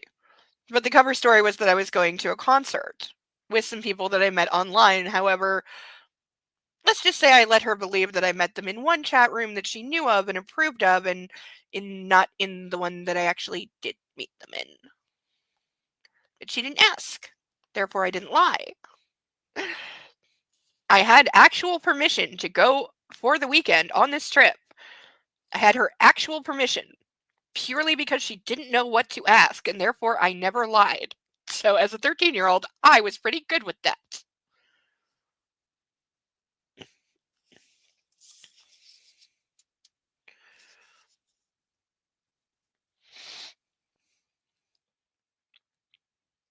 Okay, what about Martin? She asked cautiously. I know he won't leave his company. He's too much of a workaholic. I sighed. He cheated on me during the trip. I left him. I know now that this is a great opportunity for me, I said in the calmest and most dispassionate voice I could muster. I told you, he wasn't the guy for you, child. For some reason, I love the mom. She's like the only redeemable character so far. I love the mom.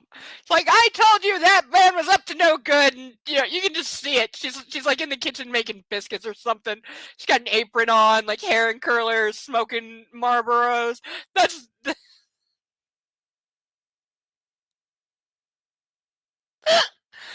gotta be it.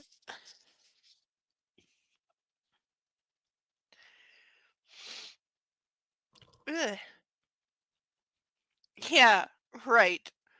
You should be happy you don't know the new one. Okay, I have to go now, Mommy. Who says Mommy? I stopped saying Mommy when I was 8 and my mom didn't like it. She noticed after like 2 days and she's like, why are you calling me Mom or Mother now and not Mommy? And I'm like, because I grew up. She was sad that I stopped calling her Mommy. Which, as an adult, I can now understand. As a kid, I was like, I'm entering the town hall now.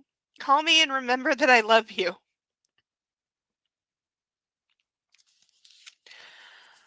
Wow, that was a wasted conversation.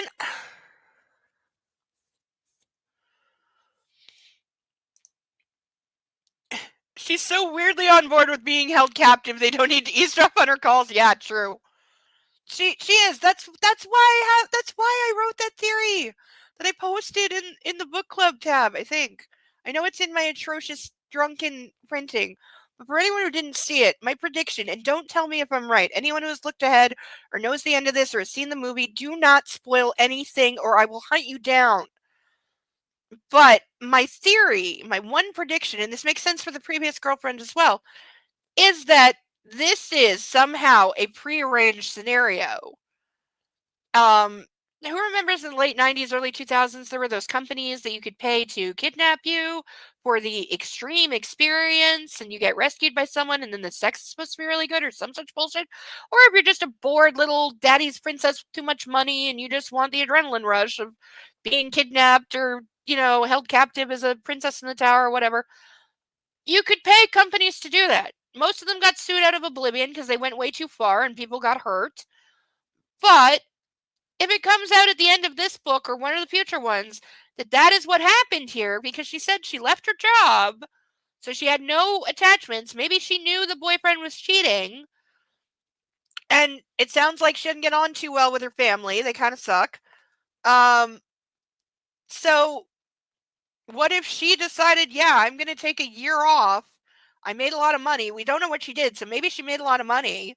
She likes the finer things. We know her personal, because the perfume that I burned, the Guerlain that I use in my fanfic, and that's why I'll burn it every time it's mentioned in this. That shit starts at like $900 a bottle. So that right there tells you she has money. Serious money. If she is walking around on vacation, she brought it on vacation. She brought a $900 bottle of perfume on vacation. So Girly has money. So she could have paid for this experience to be kidnapped for a whole year because she knew the boyfriend was cheating. You know, she's sick of her family, she's sick of her life, and wants to live out this fantasy of the captive princess for a year. And she can afford it. And that would make sense as to why everyone around her is going along with it and she's not really trying to escape. This also means the murder she saw was staged because it plays into the fantasy. And it would make the previous girlfriend, Anna, the previous thrill seeker. She was also the one paying for it. Because what was her interaction with Massimo? She texted him and basically said, come and take me, I'm horny and I want it violent. And then when he showed up, she was like, do this, do this, do this. And he did. He did what she said. He was violent and horrible, but that was what she was asking for. She was into it. She loved it. So maybe that was her fantasy and her time came to an end. You know, her year was up or whatever. And we didn't see Laura get taken, did we? She just wandered off on her own and got stupid drunk and lost, supposedly. So that's my theory, but if you know I am right or wrong, don't say so. Yes, they established earlier that not everybody speaks English because Massimo had to translate in pretty much all of the stores. Yeah. This is true. You should know by now you can't pay attention to things previously mentioned. God knows the writers don't. This is true. Book has actually contradicted itself in ways that my theory does not explain a few times. So there is that. I prefer to just tell you you're wrong. Don't know anything about the book. You can go ahead and do that, yeah. Because I'm possibly giving the book way too much credit. Because that would be really smart. That would be a really smart thing for us to only find out either at the end of this book or the end of the whole series that, psych, it was all, a staged scenario. That would be smart. I don't think these books are that smart. They can't even edit properly. Do you think Michael Douglas's The Game was real? No, I don't, but I love that movie. Still, darling.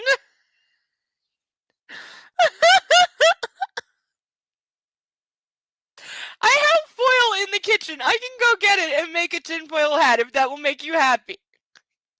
I will sweat my brains out, but I will do it. I know I'm trying to salvage something that isn't there. I know. I know, okay? It sucks. I assume thought was part of the process. Yes, I put thought into it and I know I shouldn't, okay? I know. I know I should not be putting thinking into these things because the author certainly didn't. But my brain can't handle the level of stupid. I had to fix it. I hear a puppy. Hi, puppy. Somebody's awake. Hi. Yes, Belly. Okay, you can has Belly. You can has Belly. Yes, you can. Come here. Come on. Up. You're not getting any more Belly. Come on up. Up. Come on. Up. There we go. Good boy. Look at him, puppy. Look at him. Look at this beautiful dog. Look at him. He's going, my sweater's in the wash and mommy isn't doing laundry till tomorrow. I'm gonna melt. Or I'm gonna freeze. It's plenty warm in here. He's fine. Though, he does keep trying to convince me that he's absolutely freezing. Yes. Look at him. Look how cute he is. Look how cute this is. Look how cute he is. He's so cute. Arr. He's getting grumbly in his old age. He's never grumbled at me before, but now he does sometimes. Yeah, you kind of grumble. Yeah, I know you do. You're so sleepy. Yeah. That's how my last dog, Christian, he, in his old age, like the last 5 years of his life, he turned into a bit of a grumpy old man. He would grumbly growl at me when I picked him up, being like, okay, you can cuddle me, but like, know that I, have dog things to be doing. He wasn't the cuddliest. Bo's the cuddler. But he doesn't like it when I show him off on screen. He's like, no, strangers don't get to look at me. I'm only yours. So you're supposed to look at me, and I'm supposed to look at you, and I block your face with my face, and I'm a jealous doggy, and I'm melting in your arms and falling back to sleep, so you can't put me down ever because I'm sleeping. And that's how that works. Even though it's failed roughly 2,000 times before. He will keep trying. No, little baby, you're such a baby. You're such a baby. Yes, you're such a baby. Such a baby dog, okay? Say goodnight. Say goodnight, everyone. Sponsor a duck so I don't eat them all. I already got one. It was yummy. He did, in fact, eat a duck. Yes, you did. Yes, you did. You ate a duck, didn't you? Yes, you did. Choo, choo, choo, choo, choo. He was very pleased with himself. But he's generally very pleased with himself. Don't you? Yes, you're just generally very pleased with yourself because you think you're the best puppy in the history of puppies. And why shouldn't you? All right, go hold your pillow down for a while, okay? Okay, can you do that? Go snuggle your pillow. Mwah. Kiss your nose. Squish. You need a bath. He's stinky. That's why your sweater's in the wash. That's your sweater having a bath. So don't you think you should have a bath before I put your nice clean sweater back on you? He says no.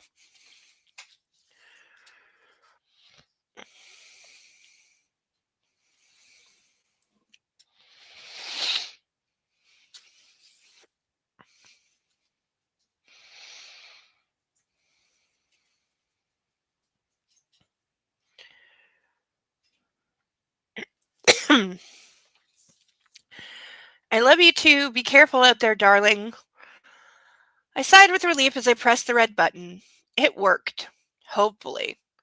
Now I only had to tell the man in black about my visit to Poland. I'm sorry, you think you're going to tell the kidnapper, oh, I told my mother I'm coming home for a few days and he's going to let you. Also, we know what scene this is copying in 50 Shades, where Anastasia goes home for a couple days to Georgia to see her mother, and then he follows her. Like, if this is all scene for scene copy, also that takes place way later, only on page 84. So, and this book is roughly as long as the first telling of the first 50 Shades book. And I don't think the retelling is too much longer. So, wow.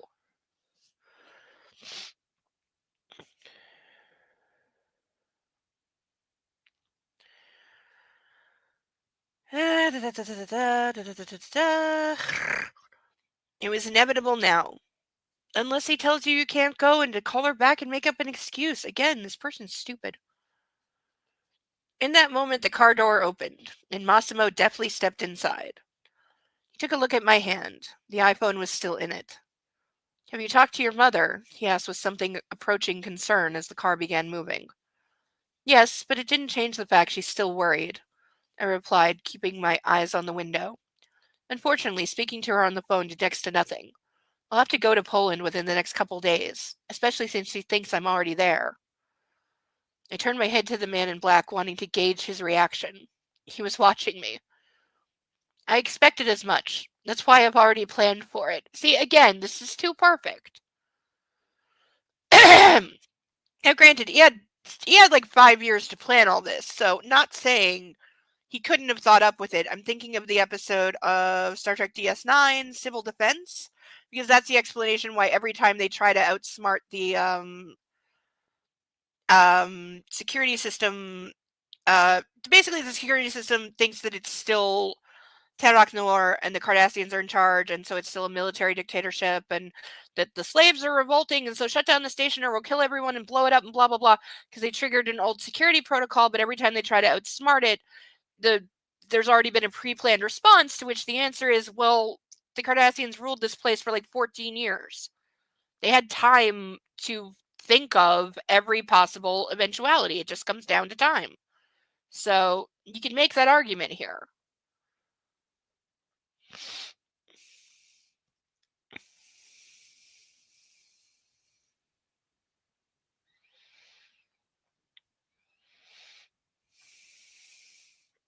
That's why I've already planned for it. The last stop of our trip will be Warsaw. It won't be as soon as you'd like, but calling your mother more often from now should assuage her concerns and give us more time. That was good news. I guess that's good news. I wouldn't take it that way. Thank you. I really appreciate this. Also, words I wouldn't be using with him, but I wouldn't be speaking to him at all. Massimo kept his eyes on me for a moment longer. Then he lay his head on the headrest and sighed. I'm not so bad. I don't want to keep you here against your will. Then let me out of this car. Let me go. Now.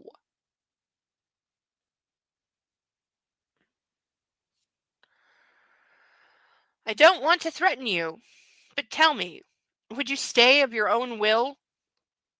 It's been like 7 days and she's only been conscious for about 2.5 of them. He fixed me with a searching stare. I turned away. Would I stay? Of course not. I don't believe her. The man in black was still waiting for a reply, but didn't get one. So he turned on his iPhone, scrolling and reading something on the internet. Silence was unbearable. How bad do we think the Wi-Fi in a soon-to-be moving car in Italy is? I'm sorry, but it's got to be crap. I can barely do anything on my phone here, and we have like pretty solid Wi-Fi coverage. Just don't try to use your GPS in downtown Toronto. The tall buildings make it impossible. Me and a friend we were literally circling the hotel trying to get to the parking lot, and we had to call the hotel and ask them which side street we needed to be on and how to do that. I'm sorry, but downtown Toronto is fucking chaotic. It's insane traffic. I understand so much why I've known so many people that work in Toronto, but they park their car at the GO station and commute by train for half an hour, because driving in Toronto is fucking insane.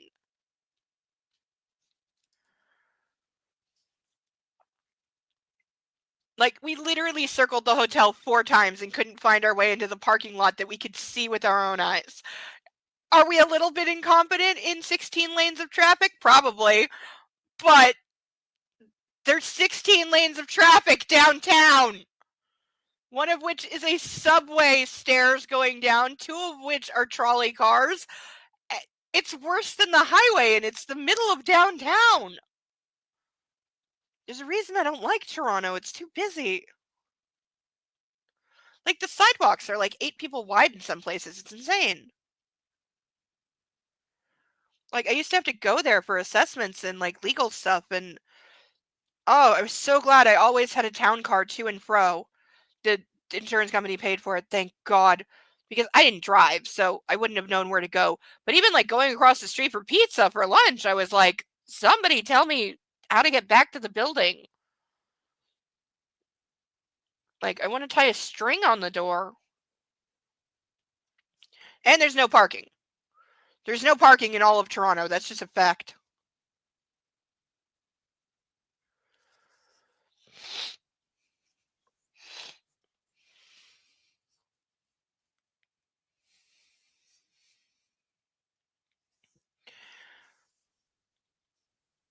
The silence was unbearable. I needed to talk to someone. Maybe it was because of my longing for home, or maybe it was the morning shower. Still looking through the window, I asked, "Where are we going now?" "The airport in Catalina. Or Catania. Sorry, my dyslexia added an L. Catania. Catania. Never heard of it. If the traffic's light, we should be there in less than an hour." Hearing the word airport, I shivered. Excuse me. My back stiffened and my breathing quickened. There weren't a lot of things I hated as much as flying. What do we bet he has drugs? I fidgeted restlessly in my seat, and the pleasant chill of the air conditioning suddenly seemed like an Arctic winter. Nervously, I rubbed my arms, trying in vain to warm myself. The goosebumps didn't vanish. Massimo glanced at me with his cold eyes, but the ice suddenly turned into fire. "Why aren't you wearing a fucking bra?" he snapped. So he's got the Quicksilver personality like Gray does as well.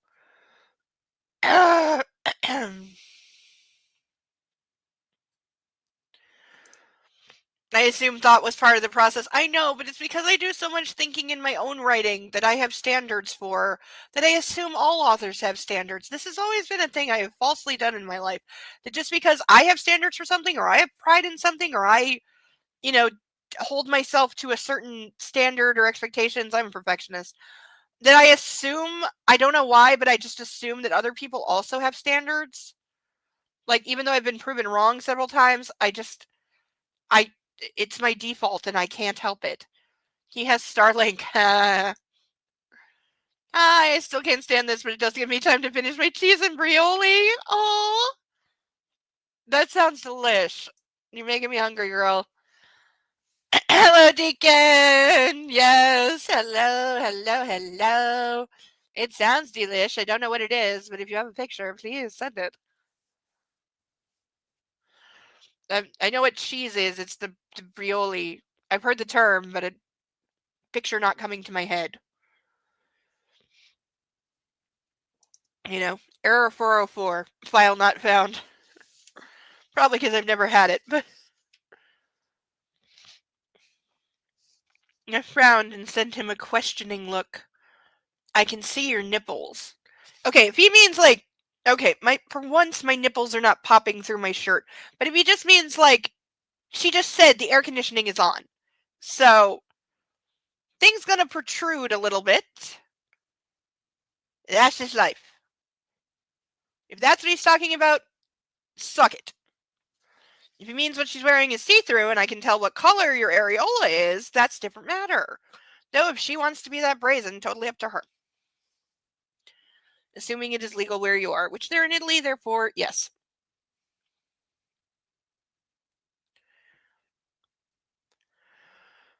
I glanced down and realized he was right. They were visible through the delicate fabric. I dropped one of the straps of my shirt, revealing my shoulder. The tan skin was covered by the lace strap of a beige bra. Ah, so she's showing him I am wearing a bra. It's just a crappy one. Not my fault that all the underwear I own is now made of lace, I said impassive. I don't have a single padded bra, so excuse me, but I'll just have to keep drawing everyone's attention. I didn't pack any of those things. I looked Massimo in the eyes, waiting for a response.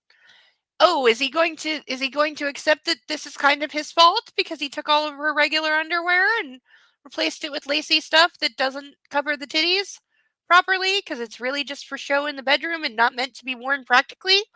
Or is he about to get really violent? Why the fuck would anyone say that? Deacon, you're going to have to be way more specific in this book.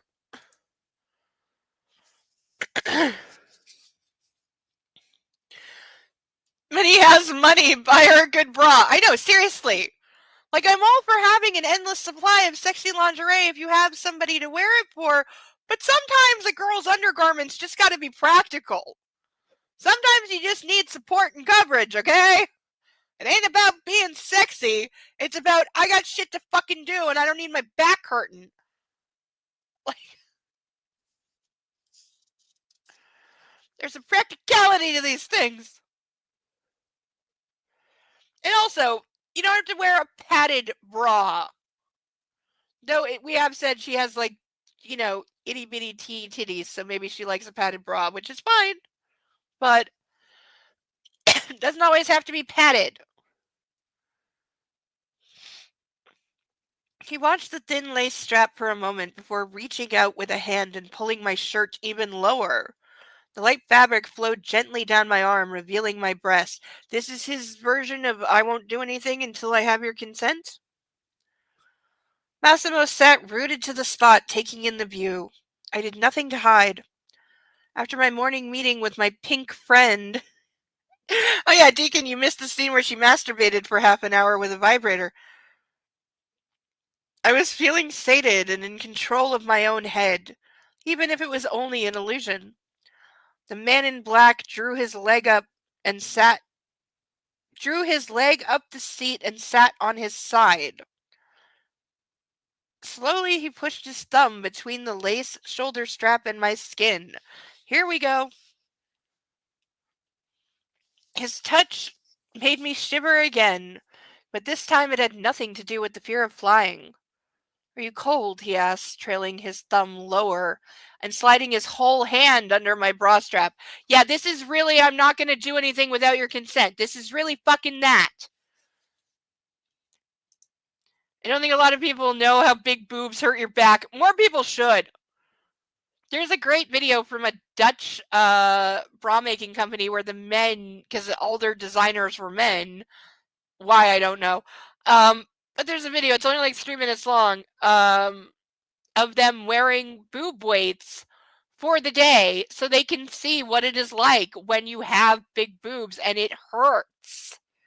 And there's a lot of weight to support, and it was supposed to like help them design better bras for larger chested women because let's face it, I'm a larger chested woman. My bras have sucked my entire life. They're twice as expensive as normal bras. They're hard to find. I can never find my size, and they suck. They fucking suck. They're poorly designed.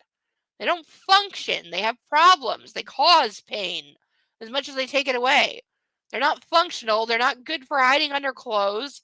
Like, yeah, it needs a whole redesign, especially, like, seriously, I have weighed my boobs. It wasn't for a contest. It was just to see.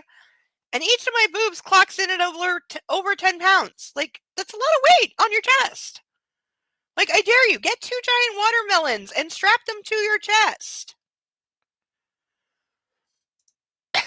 Double D48. Oh, I am last time I was like actually measured, like actually, I clock in at a 42 triple G.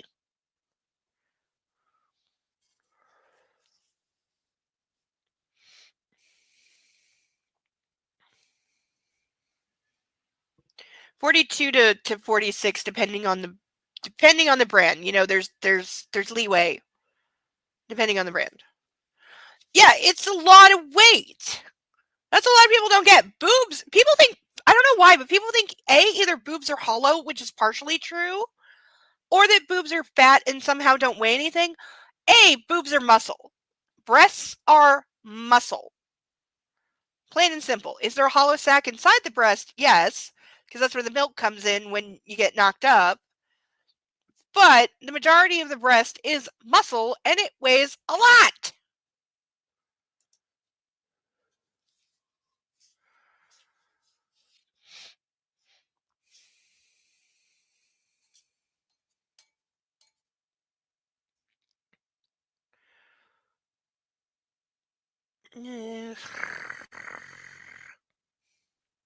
We have not made page count for the second hour, by the way. Not even close. Am I sorry about this? No.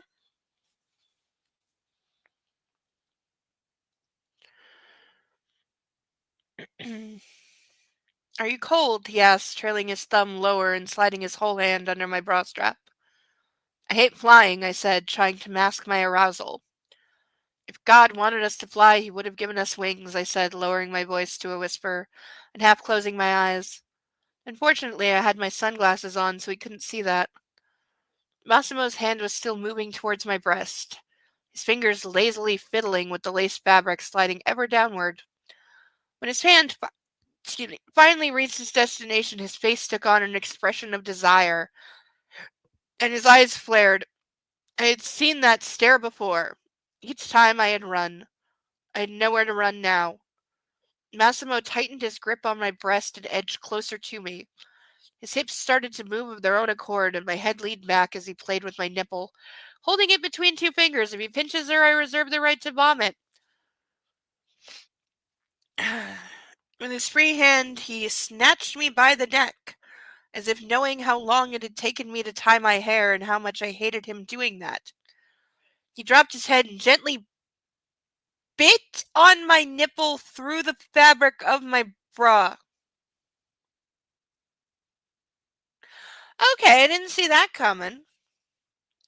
This, he said, lifting his head for an instant, is mine. I know I said we'd burn it every time he said that, but I want it for highlights. Now I'm conflicted. Hearing his rugged voice and those words, I let out a quiet moan. Massimo pulled the shirt from both my shoulders, letting it fall to my waist. He pulled away the bra and reached for my nipple with his lips. How are we? Dude, unless you undid it from the back, you're not pulling the bra. How are we? You can lower the cup if it's got enough give, but you're not. I'm sorry, the phrase pulled away the bra. That's not how bras work. Everything inside me was pulsating, throbbing. My morning masturbation had been for nothing, it seemed. I was still horny.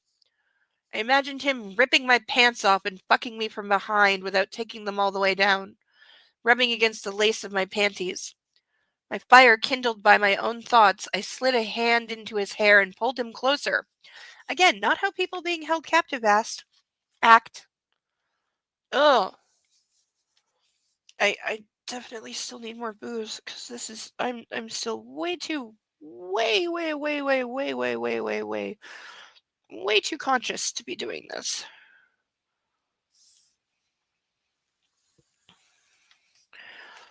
But he's officially doing the gray "you are mine" bullshit. So we have that. Why I hate Victoria's Secret? Yes! Yes, I was very young when I figured out that Victoria's Secret was not for me. And they did several years ago admit that they only make bras and clothing for, like, up to a B cup and very petite women. They admitted that. They're like, "No, we don't have, like, a plus size. We don't have, like, bras in with C cups because that's not who we want wearing our brand." They didn't say it the way Lululemon did, but Lululemon got perverted, and I think the owner went to jail for, like, cheese pizza. I can't stand this book because that's not how any of this works. Yes! That's not how any of this works is one of my favorite phrases as well, Deacon. Welcome to the club. We are at the end of our second hour, therefore stretch. Always stretch. Remember to get up, stretch your legs, walk around, stretch shoulders, especially if you have bigger tits.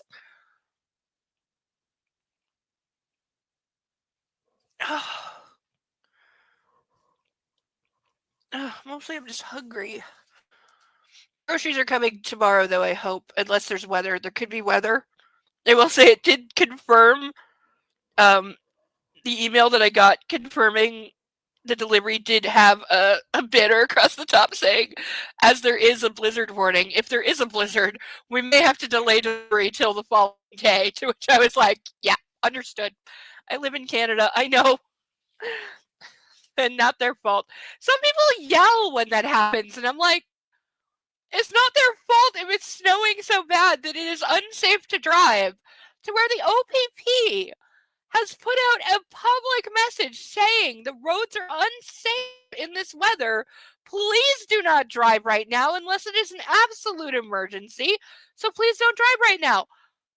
Why can't you understand that? And yes, I'm sorry, your groceries or your or takeout or whatever or Amazon or FedEx is delayed a day, and yes, that sucks, but would you rather have somebody die in a car crash trying to bring you, like, hot dogs? Like, what?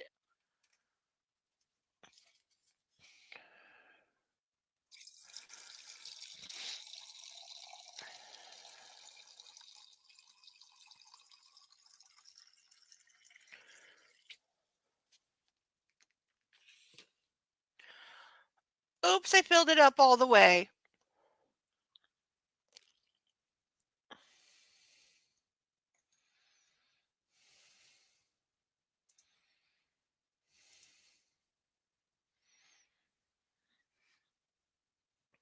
Betty White is fucking amazing. She is completely amazing. Someday I really gotta watch Golden Girls, because I saw bits of it growing up because my mom liked it, and I know it's having a resurgence, um, and getting so much credit online for how ahead of its time it was, especially with the comedy and some of the subjects it got into. Um, that a lot of people didn't even recognize that it got into at the time because it had to do it so subtly. But now people are like, "Whoa, that show talked about that like back in the 90s?" And like, yeah. Climate change is a thing. Yes, and it's also affecting Canada more quickly than the rest of the world because we're at the top. So it's been proven. That's why we haven't had a decent winter in 15 years. It was 70 this morning. What's that in Celsius? Also, you live in a warm part of the country. Because I know like between like 70 and like 7, isn't like 72 like room temperature, like normal room temperature? I bought the entire Golden Girls seasons. Yeah, see, I don't buy media anymore. I just downloaded it illegally because fuck the world. Um, but that was entirely the booze talking. It's not at all true. Um, but yeah, it's definitely a show I want to watch some more of because I remember even as a kid, like I didn't understand all of it because it's kind of more of a grown-up show. But I remember like knowing that it was funny. 70 is 40 Celsius? You'd be dying. I think you're a little off there. No offense. Because 40 is literally your life would be at risk. That is like you're in danger of heat stroke hot. You're dying hot. 40 is way too hot. Not that it doesn't get up to that some days, but I don't remember what the conversion is. It's like 2.2 or something. But 70 I think is still like 28, which is hot. It's definitely it's past warm. It's where you're definitely looking for AC and a cold drink.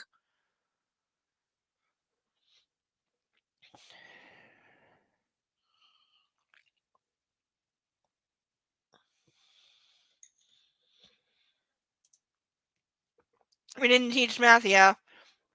We stopped teaching cursive writing for an entire generation and now it's coming back. Also, I have a half sister who is I can't remember how much younger than me she is. God, it's a lot. She's like she's like 11 or 12 years younger than me. It's a huge gap. She can't read an analog clock.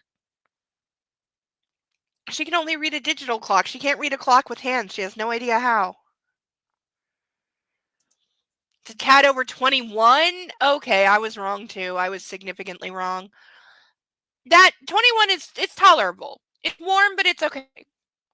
It's your it's a bit of a light to average summer day. So for me, I don't like it above about 15, but I've had heat stroke like 11 times, so I have no tolerance for heat. I don't know if it's actually true. Sarah Bellum, are you still around? Girl, if you're still around, we're in need of your medical opinion. Is it actually true? Because I don't know if this is true or a wives' tale. Is it actually true that the more times you have heat stroke, that each time you have it, it lowers your um like sensitivity to heat, and so you're more prone to having heat stroke again because you're more vulnerable to it every time you have it? I've heard the same with pneumonia because I've had pneumonia 6 or 7 times. I don't know. I'd have to check. Um, I don't know. I've been in the hospital intubated with it twice. That's all I know. I don't even remember how many times. So I used to get a lot as a kid, like super, super bad asthma. So any like respiratory infection would turn into pneumonia very quickly. Though I think I kind of grew out of it in my teens. I had it really bad a few times in my teens, and that's when I was in the hospital, and then once in my 20s. But I think after that, I kind of grew out of it a little bit, or at least recovered in some way. Because I haven't had it in in many, many years. Many years.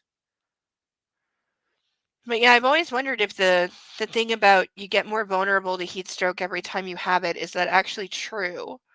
Because I have seriously had heat stroke many, many times, that's true, and I've had it definitely to a life-threatening level a couple of times, but I always wondered if that was actually true.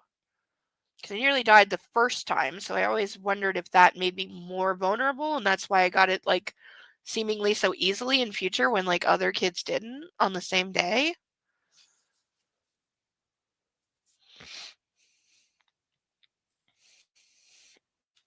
Hey, my girl is here!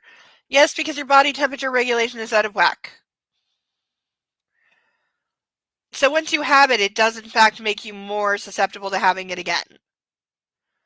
Because yeah, the first time I had it was the hottest day on record in southern Ontario, in all of Canada actually, in over 35 years. And it just so happened to be the day for the year-end class trip of grade 2, and we went to Wild Wild Waterworks. So we were allowed to go on the slides then, which are about 400 feet high, and you're standing in line for at least an hour. You know, couple 100 feet up because you walk up the stairs forever. And then you stand there and roast. There's no shade. Or if you're in the water's reflecting it back at you. So my whole second grade class, we were all like 7, 8. We were all there. We were all sick. Nobody ate lunch. Several people passed out at the park that day. I mean, like a couple dozen, including some kids, because it was mostly schools that day. So a lot of people passed out. I made it back to the school and saw my mom, and then I passed out. And we had like 4 days left in the year, and nobody showed up. I was home in bed, horribly ill for the rest of the year. My mom had to go pick up my stuff from my desk in my locker. And I don't think anybody went back to class because there's only 4 days left, and the whole class literally, because she called to say that I was sick and I wouldn't be there, and she got told that my entire class was out with heat stroke, including the teacher. And so that's how second grade ended. It was not good. It does. Speaking from experience, your body starts to overreact to getting hot. You start pouring sweat faster. It can be sitting in 35-degree Fahrenheit room and still start sweating. Yeah. Thank you, Cerebellum. Thank you very, very much. But yeah, I think that's why I've probably had it over a dozen times, and I like a temperature of between 12 and at most 15 degrees. That's where I'm comfortable. Anything over that, I do feel hot and I do start sweating, and I'm looking for a fan or sticking my head in a freezer or something. So yeah, above 20, I'm suffering. So I would much rather be cold than hot.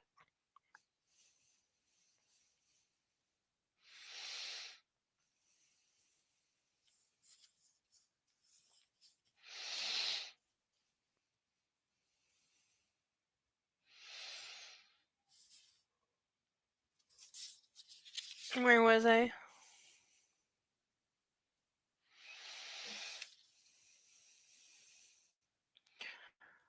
I slid a hand into his hair and pulled him closer.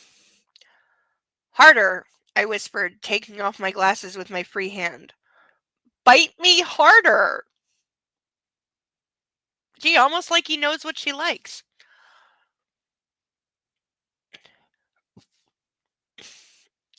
That was like pushing that big red button inside his head. There's a line that happened. He nearly ripped the bra off me, hungrily biting into my breasts, sucking and licking. He's doing this through the fabric of the bra. This is not. I felt a wave of lust overcoming me. I wouldn't be able to resist much longer. This is worse than Anastasia. This is worse. I lifted his head by the hair and allowed his lips to find mine. Very delicately, I pushed him away so I could look him in the eyes. He was burning up, his pupils dilated, his eyes completely black. What is that? Seriously, moronic bitch who wrote this, please respond to me. What the fuck is with you saying everybody's eyes are completely black? What the fuck is wrong with you? Or did somebody make you cut out that everybody in this is a succubus or a demon? What?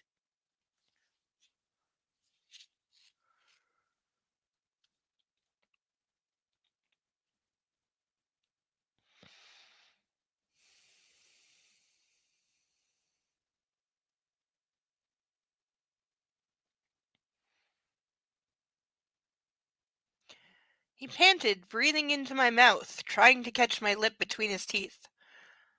Ton, don't start something you can't finish, I said, licking him gently. I'll be so wet in a moment I'll need a new outfit. The man in black dug his fingernails into the side of the seat hard, making the leather creak under the pressure. Why is she still calling him two names? Why? It's irritating and stupid. He drilled holes in me with his wild gaze, and I knew he was fighting an internal battle. The second part of your statement was entirely unnecessary, he said finally, leaning back in his seat. The thought of what's between your legs now is driving me crazy.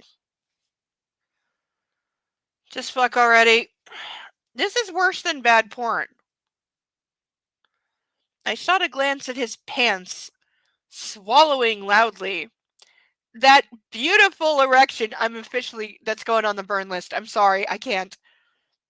We're gonna play with fire in a moment. Wasn't just an image in my mind anymore. I knew what his thick cock looked like, standing at attention under his clothes. With clear relish, Massimo watched my reaction. I shook my head to clear my mind and started to put my shirt back on. He kept his eyes on me, and I brushed down the crumpled fabric. I combed through my hair with my hand and put my sunglasses on. When I was finished, Massimo reached to the glove compartment and took out a black paper bag. Oh, this isn't ominous at all. I have something for you, he said, handing me the package. The elegant gold lettering on the front words said, Pataki Philippe. Okay, I was gonna say, is it a hairbrush? And that's a hair studio. I knew that name. There could only be one thing inside. Oh no, I'm confusing it with something else. I also knew how expensive those watches were. Yes, it's a watch. Fuck. What salon am I accusing Patake Philippe with?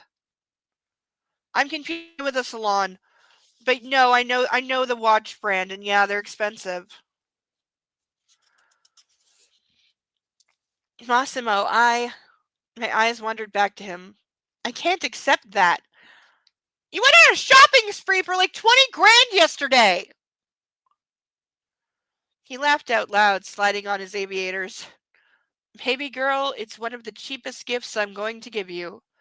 Besides, don't forget, you don't get to decide for another few hundred days. Open it. The watch has a tracking device in it. It has to. I knew this was going nowhere. Arguing with him never did, and you've known him for a whole 70 conscious hours. It could only lead to misery for me, especially since there was nowhere to run now. I pulled the black box from the bag and opened it. The watch was marvelous. Pink gold encrusted with little diamonds. Simply perfect. You've been pretty isolated the last few days. I know I've taken much from you, but you'll start getting it back now, Massimo said, fastening the watch on my wrist. So obey me and let me sex you up in an extremely violent way, and I will give you pretty shiny baubles. He's exactly like Gray, except admittedly evil. He embraces his evil instead of trying to hide it. End of chapter, by the way. Fahrenheit is negative 32 times 5/8 conversion from Fahrenheit to Celsius. I think I remember that. Kind of, sort of, maybe. I was never good at conversions or fractions. It's part of the math that escaped me. The weird thing about studying criminal justice from a psychological lens, she is just. She's just. I'm not sure what word you were going there, but she's describing a narcissist? Yes. Of course he's a narcissist. Some of the things I should have looked for was when narcissists rage look at things. Yeah. No, he has the rage thing down to, yeah. Oh, thank God. Good call on the tracking. And we have one more chapter tonight, Deacon. We're not done. Well, we're done at midnight. That's the official cutoff time. From now on, midnight's the cutoff. I'll spend 5 minutes saying goodnight. But whatever page count we get to, that's where we get to. I don't care if we stop in the middle of a fucking scene, including if it's a fucking scene. So, that's the rules from now on.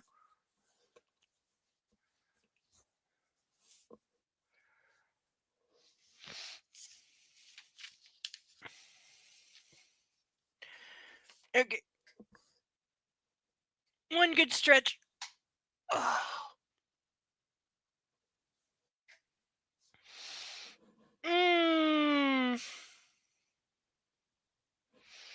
Oh, there we go. Na zdrowie.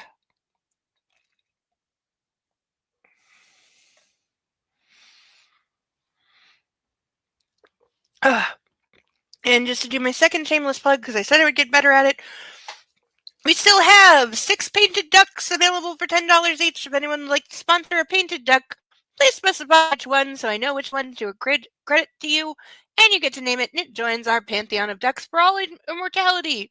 It's an immortal duck once you sponsor it.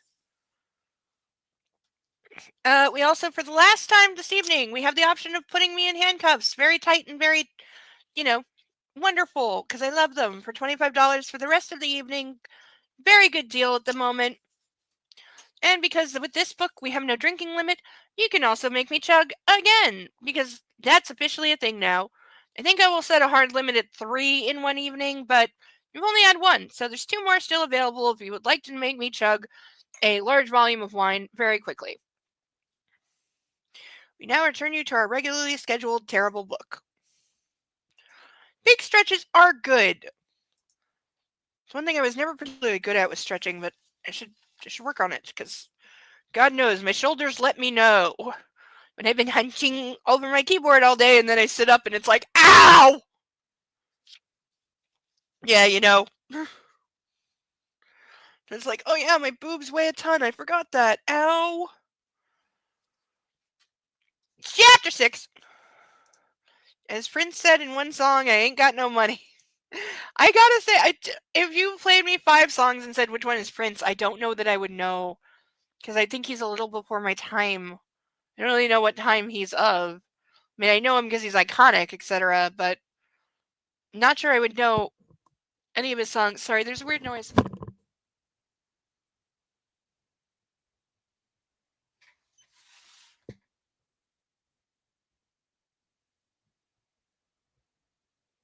Oh, I know what it is.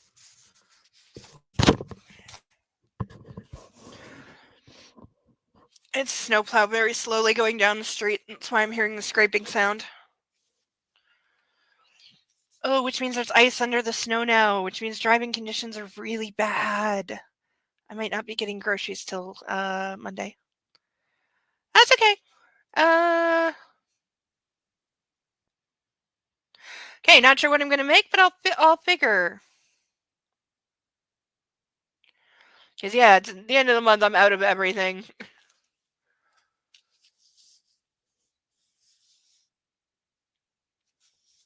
But you just whatever is around, you do, and we'll figure it out.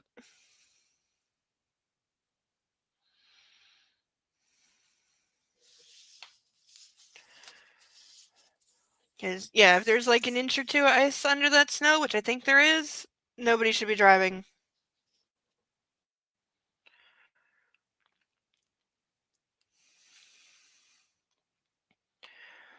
We reached the airport without any problems. The driver opened the door for Massimo while I was stuffing my things into my bag.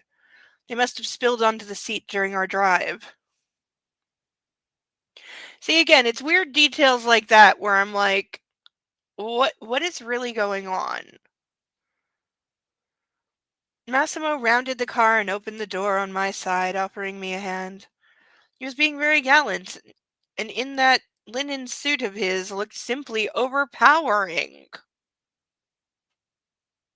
I'm sorry, linen's one of those materials that if you're wearing a suit made out of it, I'm not taking you particularly as evil. As both my feet touched the ground, he discreetly grabbed my ass, pushing me gently towards the entrance. Yeah, the guy who said I'm not going to touch you sexually till you beg me to. Huh. I sent him a shocked glance. That was behavior worthy of an adolescent boy. He used your stomach to jerk him off in the shower.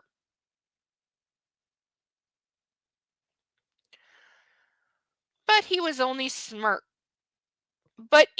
smirked, sliding his hand up to my back, leading me to the terminal. I'd never had all the check-in formalities done so fast. All we had to do was pass through the building. When we emerged on the other side, another car picked us up and drove us to a small plane. I was going to say there's no way they're not flying privately, duh. I got nauseous as soon as I saw it. It looked so small, like a tube with some wings attached. I hated flying charter planes, and those looked like Goliath to this David. Go up the stairs, I heard from behind me. I can't do it, Massimo. I can't, I pleaded. You didn't tell me we were going to fly in a toy plane. I'm not going inside.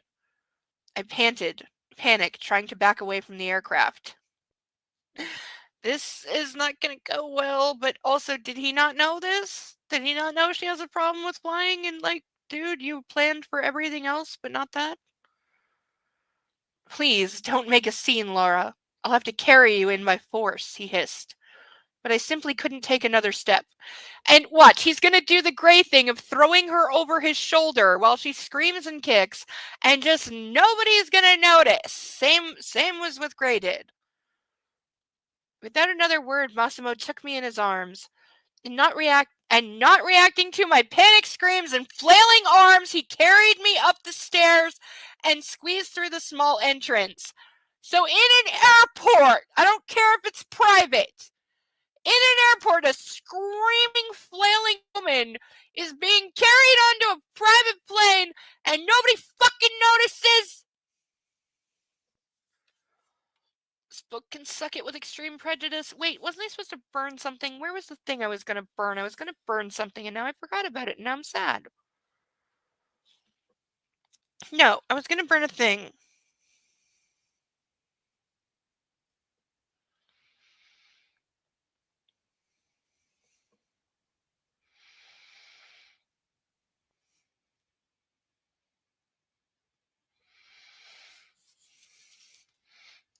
It wasn't the thing I highlighted because I said I was saving that.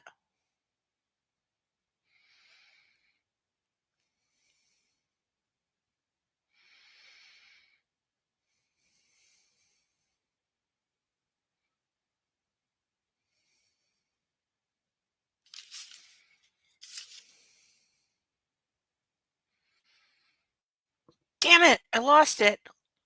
Fuck. Why am I such a fuck up?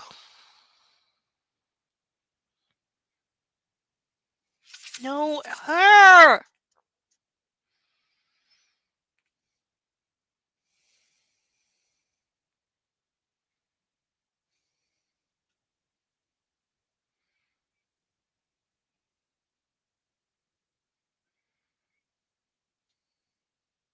God damn it, I forgot.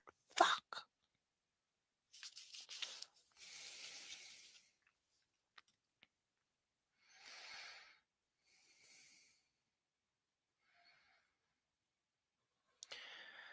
Alright, we'll have to find something else to set on fire because I need to see something burn tonight.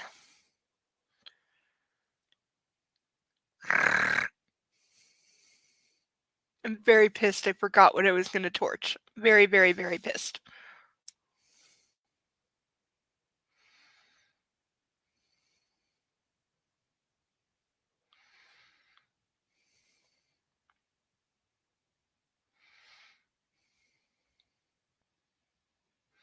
We may add Baby Girl to the list.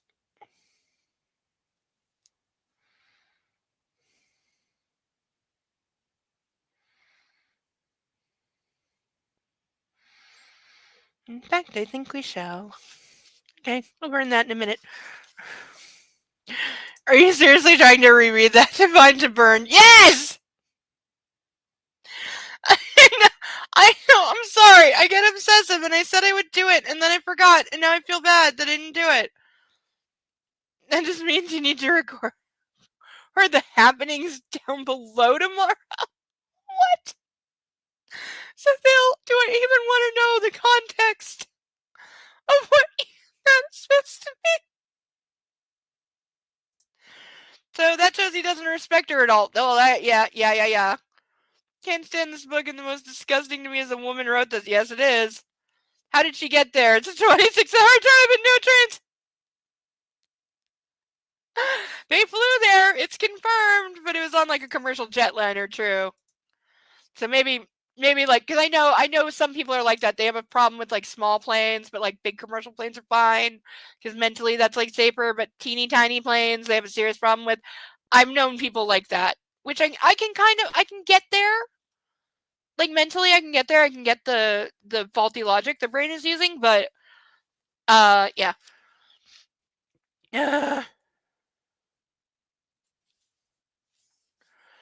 Yeah, but it's because I said I would do it and I forgot, and that's what's pissing me off.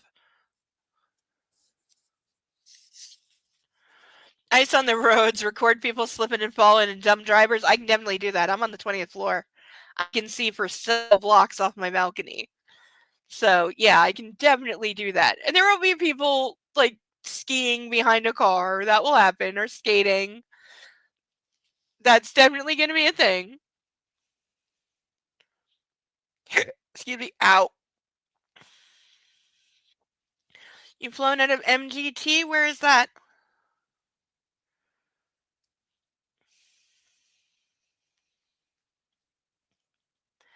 He greeted the pilot and the hatch closed with a hiss. I was terrified. My heart was pounding. I couldn't hear my own thoughts. In the end, my desperate flailing got me what I wanted, and Massimo put me down. As soon as my feet touched the floor, I took a step back. I slapped his face. What the fuck were you thinking? Let me out. I want out. I was yelling, still frightened to death, before throwing myself at the door. He grabbed me by my shoulders and flung me back into the leather couch that filled nearly the entire side of the plane. Then he pinned me down with his body. I couldn't move. You could have just put a seatbelt on her. Montgomery, Atlanta for work. Sounds like a decent-sized airport. God damn it, Massimo. I kept wailing and swearing. Intending to gag me, he pressed his lips to mine and pushed his tongue into my mouth. That's not a gag, and that's not how that works, slut. I was in no mood to play, though. As soon as he did, I bit. Hard. Hey, finally! She does something defensive. Oh my god. The man in black leaped back, raising his arm as if he were going to hit me. I squeezed my eyes shut and waited for the inevitable. The strike didn't come. When I opened my eyes again, he was undoing his belt. Oh god, what's he going to do? He's gonna put the belt in her mouth so she shuts up, right? I thought. I started to crawl back along the couch, kicking with my feet to give me purchase on the floor. He continued pulling the leather belt out of the lid in his pants with one fluid motion. Then he took off his jacket, hanging it on the backrest of one of the seats next to him. If he spanks her with the belt, is that a worse or less worse ripoff of 50 Shades, or does it just make him more of a monster? He was furious. His eyes flared with anger and his jaw working rhythmically. So, coin flip, chat. Do we think he's going to beat her with the belt or gag her with the belt?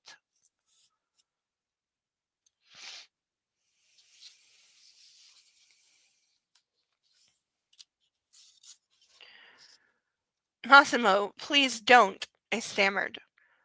Get up, he ordered coolly. When I didn't react, he burst out, "Get your ass up. I'm going with beating her." Terrified, I jumped to my feet. He stepped towards me, pinched my chin between his fingers, and lifted it so I had to look him in the eyes. "You'll choose your punishment now, Laura. I warned you not to resist. Now give me your hands." Oh, this is great. Still staring into his eyes, I did as he asked. He grabbed both my wrists and deftly tied them with the leather belt. Okay, that wasn't on my bingo card. He is indeed poo. Deacon is entirely correct. All of the above. Good option.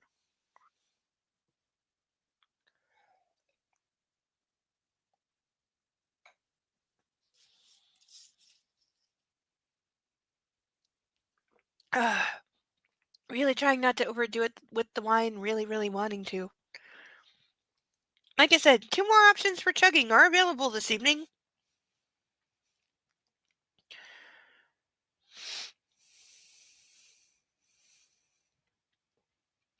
Wow, I just saw a future line and wish I hadn't. Because either way, I'm gonna die. I'm really about to die. I need to excuse myself to throw up the things I didn't eat. You know what? I'm starting to think I just shouldn't eat on Saturdays because then I have nothing to throw up.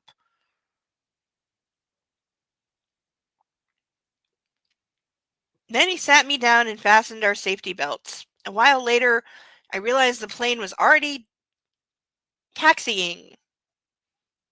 It took me a second, but I think that is actually spelled correctly. It's just one of those really weird words. Massimo sat opposite and sat opposite and glared at me, still boiling with fury. "So you don't have to think too hard. I'll tell you what your choices are," he said slowly, keeping his voice cool. "Each time you hit me in the face, you show a lack of respect." "You've kidnapped her, you sick son of a bitch!" "It's insulting, Laura. Therefore, I'll make you feel what I feel." Why do I think that's not going to be the case? "You choose now.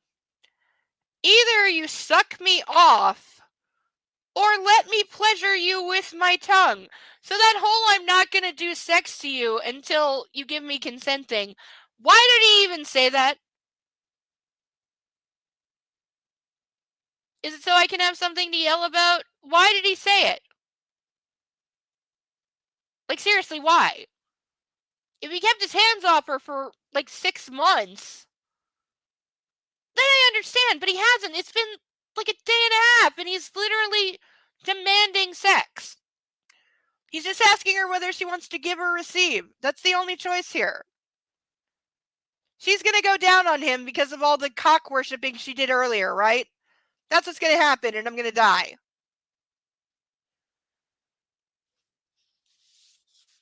Deacon, you are a smarter person than me, because jetting is a good idea and listening to some music. I will be doing that later. Thank you for the love. Yes, this all is poo. Curious to me is that a woman wrote this and knows know their husbands get spanked. Hell yes. Hell yes. Do you know how many men I've spanked and they love it? I mean, some of them don't know how much they love it until I do it properly. It's such a good submissive once, but then he had to be a whiny little fucking bitch. And I don't tolerate whiny little bitches. He ruined the best sex he never had. We never had sex. But, you know, I knew what he liked, to steal that line. And wow, did he like it. The problem is, he was a BDSM closet case, married to a stuck-up, prudish little bitch who didn't approve of his predilections, even though she'd quote-unquote caught him with mistresses. Not that he ever slept with them. He never cheated on her in terms of sex. He just liked to get spanked and beat. That's all he liked, and it got him off, and he had a high-stress job. He was one of those guys. And she didn't approve because she was strictly religious, even though he wasn't. To which I'm like, why the fuck did you get married? Why do you stay married? And he's like, well, I want her, and she'll leave me if she finds out that I'm cheating with a mistress. Again, I'm like, she didn't leave you the first 7 times, you fucking moron. She's not going anywhere. So tell her to shut the fuck up. Be glad she doesn't have to do it. You're not technically cheating, and welcome to being an adult. But no, he had to be a whiny little bitch and tell me, oh, you spanked me too hard, even though I totally had permission. I checked in several times to make sure I wasn't going too hard, and he was loving it. He was like, oh, I had bruises. I had to wear pajamas, and she knows I usually seem naked. Now she's like suspicious. Yeah, because you're a fucking child. Because you're a fucking child. You can't tell your wife, I require this to function in life. You can't do it, so I'm going to someone who can. You're obviously not going anywhere, so shut the fuck up and be glad you're in a marriage that actually works. We have a good public appearance. We have good jobs, a house, kids. It all works. You just get to turn a blind eye once a week because I'm sure there's things I turn a blind eye about you. Most people are incapable of having grown-up relationships.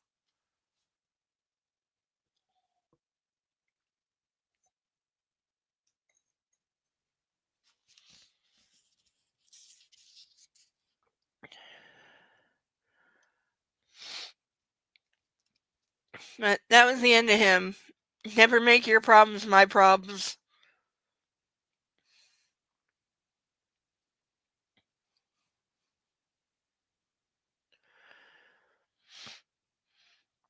The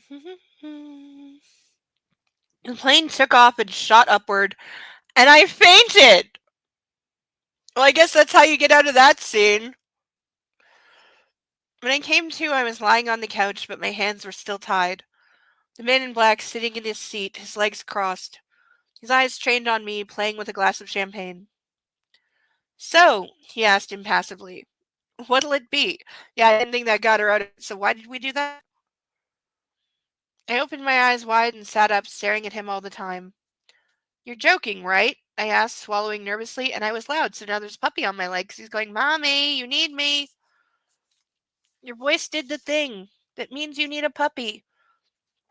No, you're not getting belly. Stop being that. I'll rub your belly in bed later. Come on, up.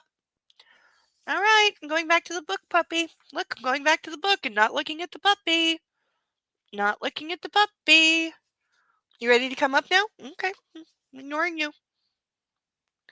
3, 2, 1. Yeah. You want up now? Come on. No.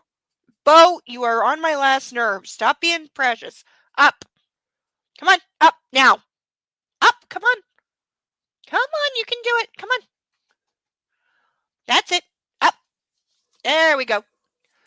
There we go. There's a puppy. Oh, I love you. Yes, Mom loves you. I love you. I love you. I love you. I love you. I love you. Oh, I love you. I love you. I love you. Oh, I love you so much.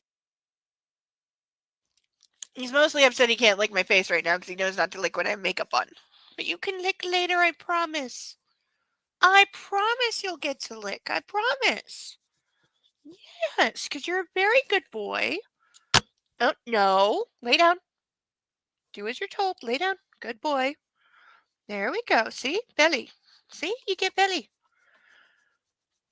See? Yes, you get your belly rubbed, good boy. Yes, you do. Yes, you do, good boy. Yeah. You get your belly rubbed, pretty baby. Yeah. You're so warm. Oh, you're so warm. You're so warm. Can I cuddle you forever? You're so warm. Look at how warm you are. Oh, and you can lick my arm. See, he's found a cheat code. Puppy has found a cheat code. And he's sleepy. Yeah. Sleepy dog. Oh, so cute. Oh, so cute. So adorable.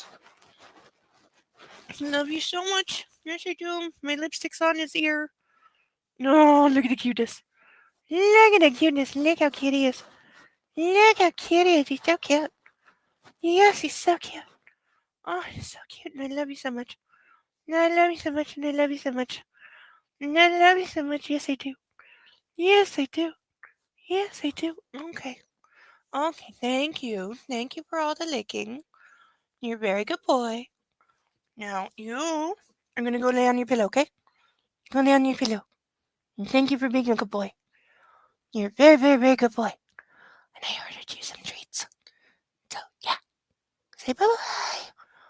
Bye-bye. Good boy. But yes, he has now figured out he can lick my hand or my arm when he can't lick my face because I have makeup on. Because he's a smarter puppy than he lets on. He can be quite the smart little puppy when it comes to getting what he wants. Other subjects, not so much.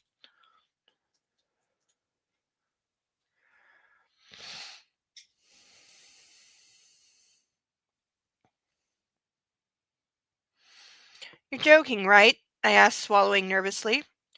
Do I look like I'm joking? Do you think hitting me in the face is a joke? No, but I think you are. He leaned closer. We've got an hour in this plane ahead of us, Laura, and you will have your punishment before we land. I'm nothing if not fair. At least I let you choose. Find something sharp and stab him to death. You're wearing heels, right? Those'll do. He squinted at me, licking his lips, but my patience will run out. Soon. And then I'll do the same thing you did. Which is whatever I want. No, the same thing she did would be to slap her across the face. I'll make you that deal.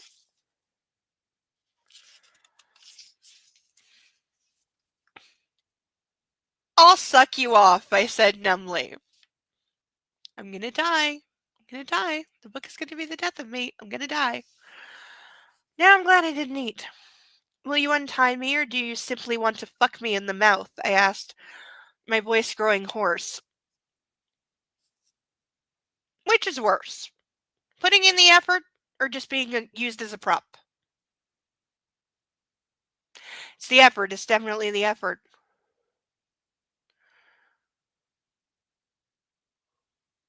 Oh, that owl's around again.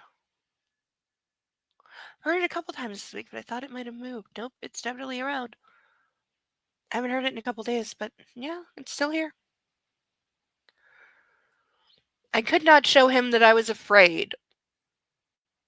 Well, it would require you being afraid. You're too stupid for that, so. I knew it would only spur him on. He was like a predator on the prowl. When he smelled blood, he pounced. None of that is true. I thought as much, he said, getting up and unzipping his pants. I will not untie you. You'd probably do something stupid then. I'd have to come up with another punishment. As he approached me, I closed my eyes. Let it happen. I wanted it to be over. Instead of his prick on my face, I felt him lifting me. I opened my eyes. The corridor was getting narrower in this part of the plane. She established the plane is this big. Where the hell are they going? Massimo had to turn sideways to squeeze us through. We entered a dark room with a bed in the middle. Okay, author cannot do physics or space. The man in black slowly lowered me onto the soft sheets. He left me there and disappeared into the small adjoining room. When he returned, he had a black bathrobe belt in his hand. I watched his movements. Despite my fear, I realized that what I was about to do wouldn't exactly be unpleasant. It might not be a punishment after all. While walking down the corridor, did he hit her head off something very hard? Like, seriously, I'm not drunk enough.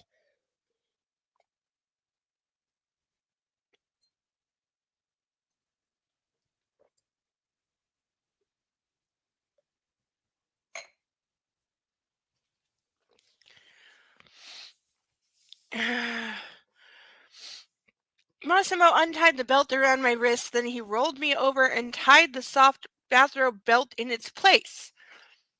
When he was finished, he rolled me onto my back again.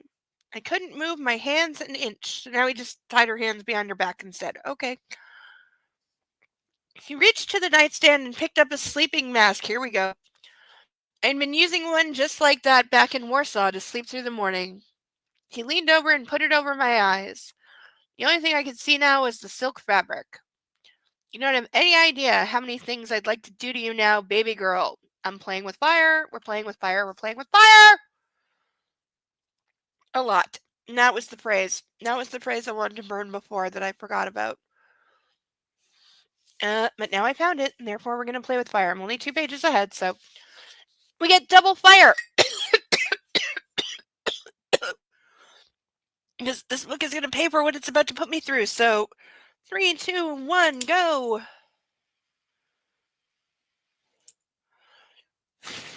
Ah! Ah! I'm okay. It didn't burn my wrist that much.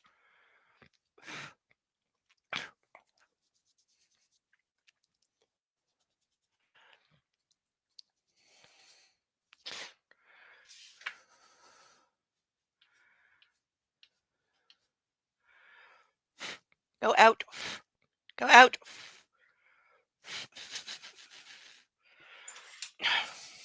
Smother.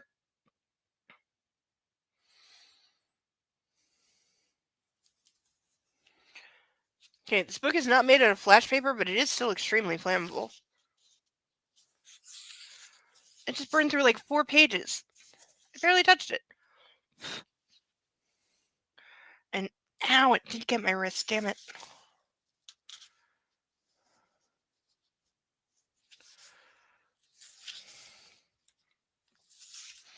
Oh well, my fault.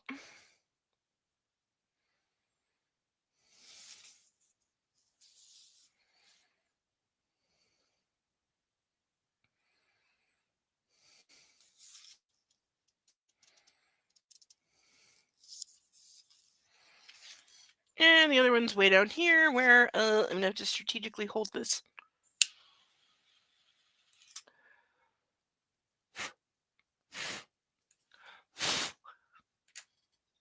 Okay, I only burned it once. It caught fire the second time of its own volition. So look how much smoke is coming off this, seriously. What is this made out of? Brimstone? I barely touched it with the fire. And yet, we're going to have to smother it down again. And I'm getting filthy.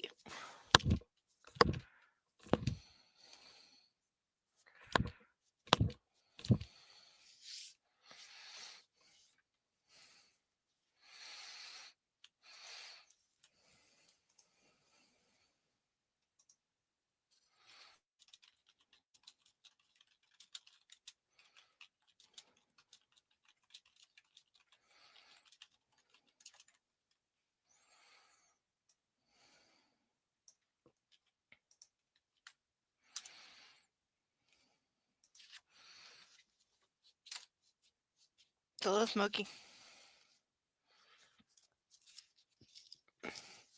Okay, I didn't mean to do that. I barely touched it, I swear.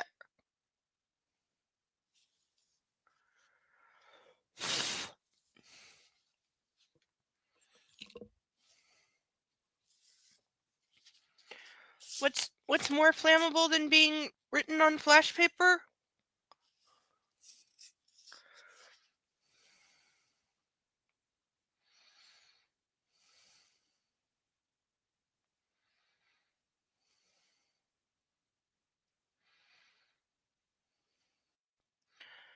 I kept still, disoriented. I didn't know where exactly he was, or what he was doing. I licked my lips nervously, getting ready for his manhood. I refused to call it that, ever. Suddenly I felt him unzipping my pants. What are you doing? I asked, trying to squirm out of the mask. Don't you just need my mouth for what you're about to do? Massimo laughed wryly, but he didn't stop undressing me. Pleasuring me wouldn't be any kind of punishment for you. I could write 19 pages right now on why that's so much bullshit. He whispered, I know you've been wanting to do it since morning, but if I do it to you, without your control, we'll be square. He tore my pants off abruptly.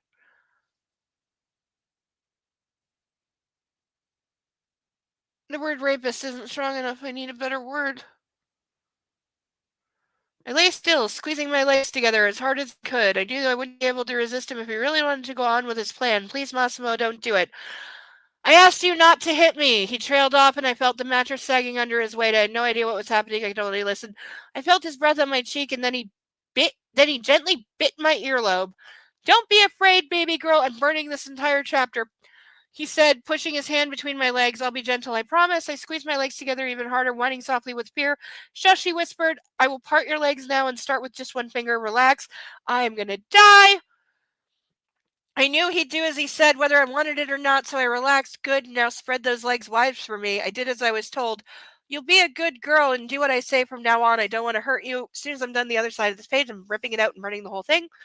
Delicately, he started to kiss me on the lips while his hand slid down, and his other hand, He held my head, deepening the kiss. I yielded, and an instant later our tongues were dancing quicker and quicker. I wanted him. My lips were growing greedier. Calm down, baby, not so fast. Remember, this is supposed to be punishment. He breathed in my ear as his hand reached the lace fabric of my panties. I love how your skin feels in that lace. Now be still and don't move. Massimo's fingers slipped into the most intimate spot of my body. Slowly, with his lips right next to my ear, he explored the inside of my thighs, gently stroking them with 2 fingers, teasing me. He rubbed my lips down there and finally slid inside. I felt his touch so wonderful. My back arched. I moaned in ecstasy. Don't move and be silent. Gee, who is that fucking like? Don't move and be quiet. Could we have cribbed Christian Grey any harder? Wow, do I need a lot more booze? All of the booze and some weed, which I can't smoke on YouTube, but wow, do I really want to? This still smells like it's burning, by the way. And I definitely... Fuck, I really did burn my wrist. Fuck. That is not my fault. An ember fell on me, and now I have a tiny little burn that really hurts. What is it with burns? It's this big. It's this, like, microscopic big. It's, like, not even a quarter of a dime, but it fucking hurts.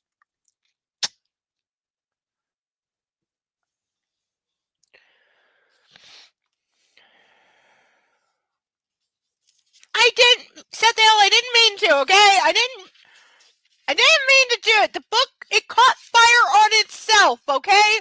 I burned it down here, and then it caught up here. I didn't mean to do it. But I really want to get some ice. I don't have any, but...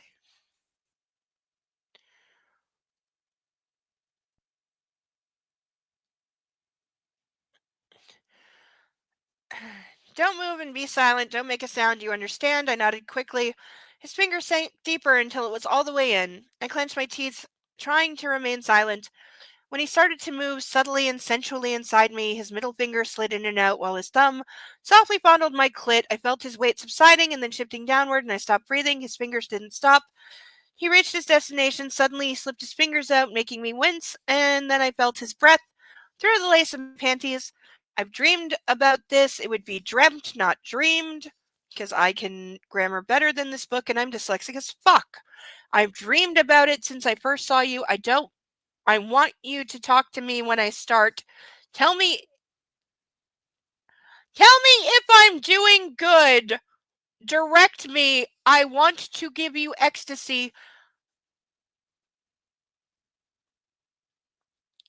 Can his head just explode now, please? He breathed, pulling my thong down my legs. On instinct, I brought my legs together, embarrassed, spread them wide for me. I want to see. That's when I realized why he had given me the mask. He wanted me to feel more comfortable during our first intercourse. Guy who said, I'm not going to have sex with you until you give consent. Does this sound like consent? Because it's not. If you think it is, please check into your nearest I am a sex offender facility. It made me feel like I was seeing less than he. It made me feel like he was seeing less than he actually was. That's not how blindfolds work. I know that from both perspectives. It's a bit like, oh God, you did not have to say this. It's a bit like with children who close their eyes when they're afraid, thinking that if they can't see, they can't be seen either. Part of my soul just left my body. Taking a minute because I'm dying. Absolutely fucking dying, and I can't smoke weed.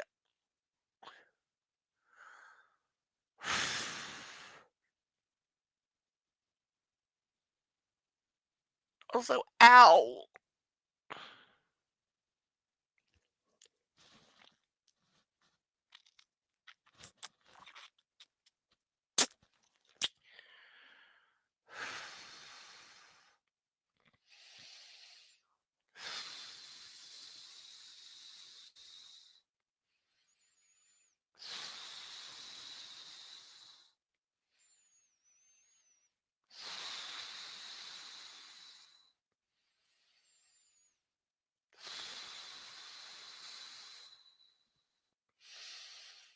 Come on, girlie, get it together.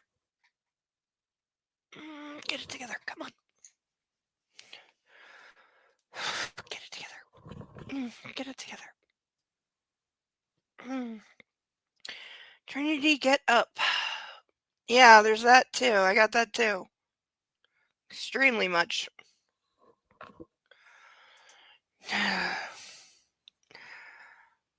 Salut. Mm.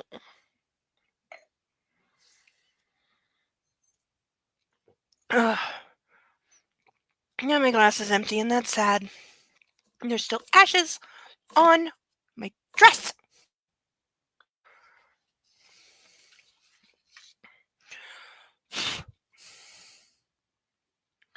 Yeah, it's not that bad. It's just irritating. You know how tiny burns can be really irritating? They're not bad, they're just annoying. I mean, like, they hurt, but I didn't actually set my arm on fire, just a piece fell on me. So, cautionary tale, don't let pieces of burning book fall on your skin.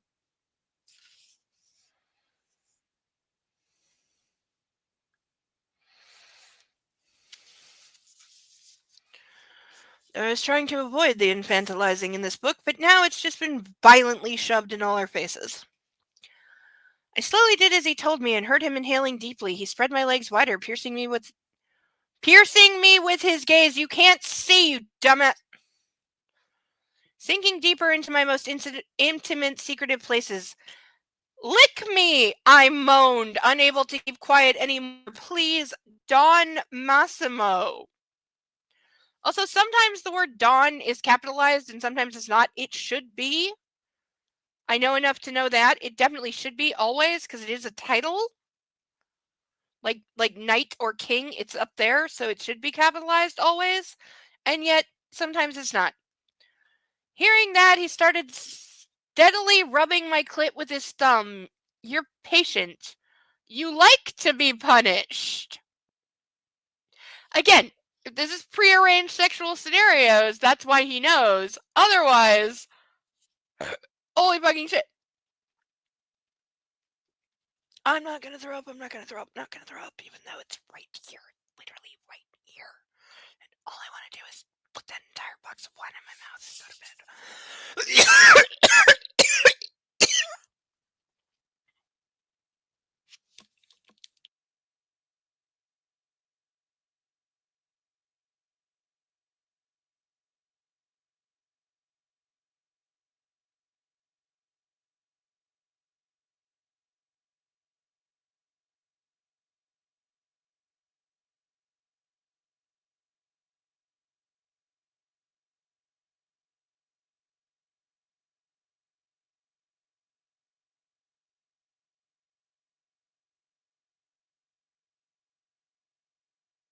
We're fine. Really, we're totally fine. I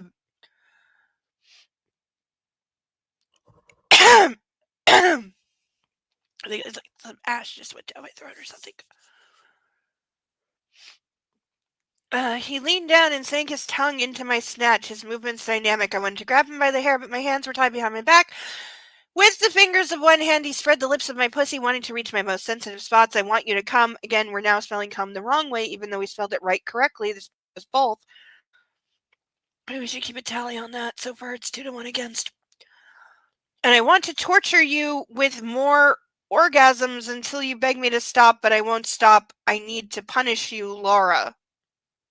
This is the most fucked up, like, disconnected punishment scene ever. He ripped the sleeping mask off my face. I want you to look at me. I want to see your face as you come again and again. Now it's 3-1 against. He pushed himself up and slipped a pillow beneath my head. You need to see everything clearly, he said. Between my legs, Massimo was at the same time sexy and terrifying. I never liked it when a man looked at me when I was orgasming. Somehow it felt too intimate. This time I had no choice. You think they weren't looking at you and someone... Stupid bitch. He swooped in again, his lips caressing my clit, and 2 of his fingers impaled me, my eyes closed, feeling myself on the very brink of rapture. Harder, I whispered. His fingers kept stroking expertly while his tongue never stopped. Something in another language. KURWA space MAC with a right-facing accent aigu. I shouted in my native tongue as I came for the first time. The orgasm, long and strong, overwhelming, my body was taut like a string, trapped by what Massimo was doing.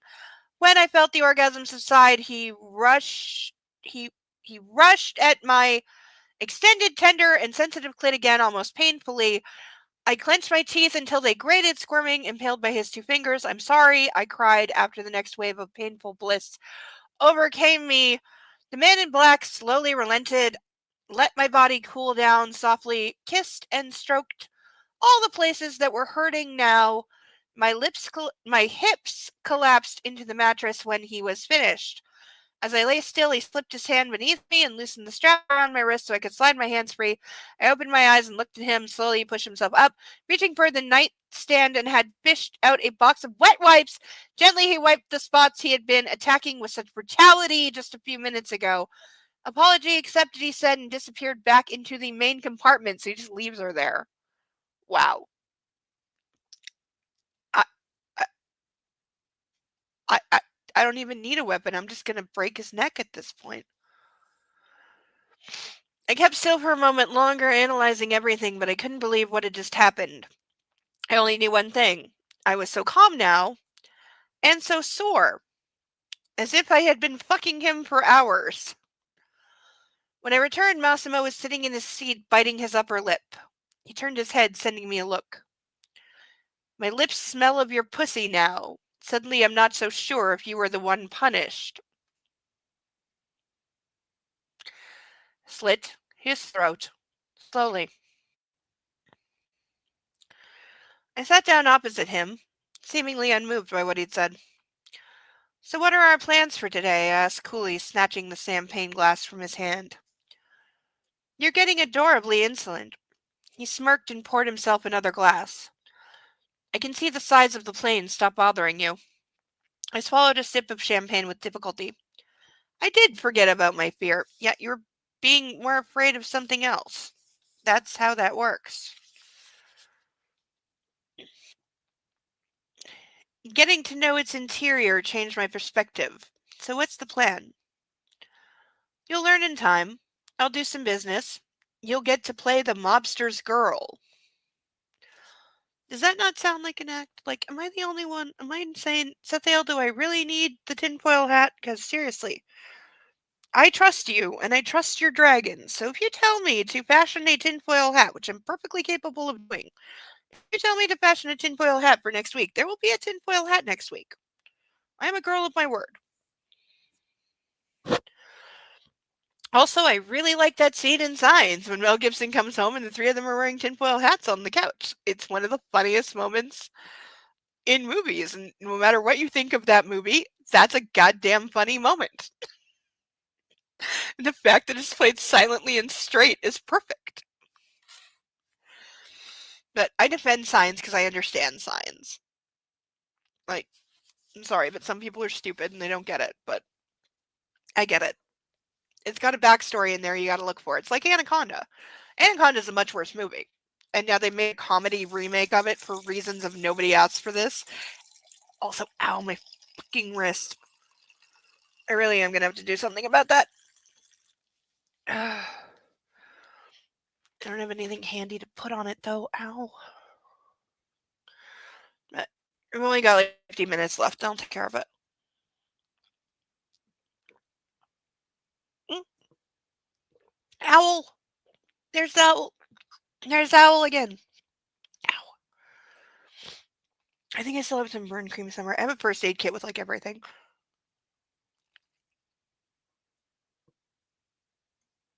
Yeah, that apple, the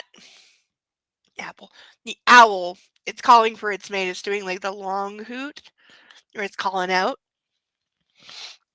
I don't know. Is it the males or the females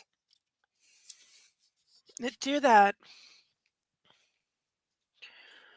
Because it's definitely like searching for a mate. It's calling out, "Hi, it's a puppy who is sleeping." You heard the owl. See, because now our dearly departed kitty spent several years convincing him that the owl that tends to roost around here is going to take him away and or eat him, or just steal him, or whatever. So now when he hears the owl, he's afraid and goes, "Mummy, help me, hide me from the owl. It's going to get me." It's not going to get you, I promise. I promise it's not going to get you. Yeah, he doesn't believe me because I don't have fur. All right, lay down on your pillow. Yep, lay down on your pillow, good boy. That's a good boy. I promise the owl's not going to get you. I promise. He's not even pretending to believe me.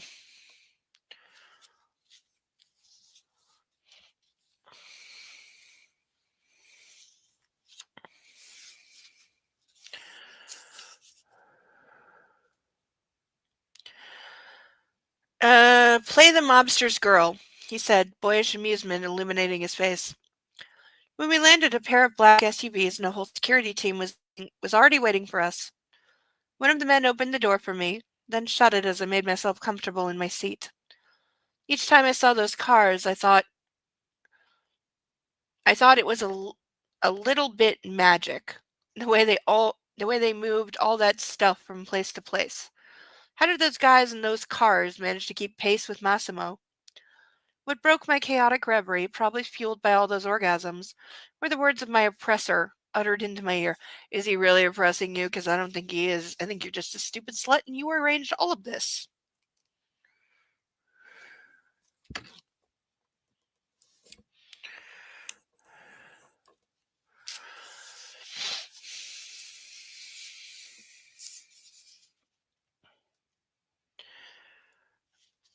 Oh, and since it is 3/4 off, last chance to make me chug or to sponsor a duck. Handcuffs are off the table for tonight because you wouldn't get your money's worth, and I'm not a cheat. So, last chance to make a girl chug for $50. Bras off the table because again, you wouldn't get your money's worth. So for $50, I will chug another glass of wine, or for $10, you can sponsor any of these beautiful ducks. Please specify which one. And then you get to name it, and it's added to our pantheon, and we'll live in immortality. And isn't that awesome? Okay, so there's my third shameless plug of the evening, because I said I would do 3, and I'm trying to be a woman of my word, even to myself.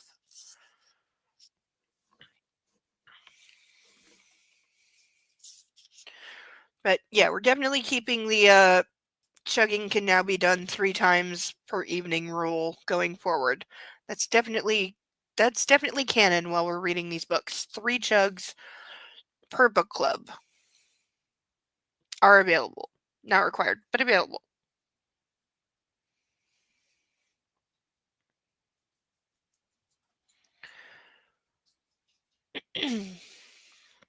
I'd like to be inside you, he whispered.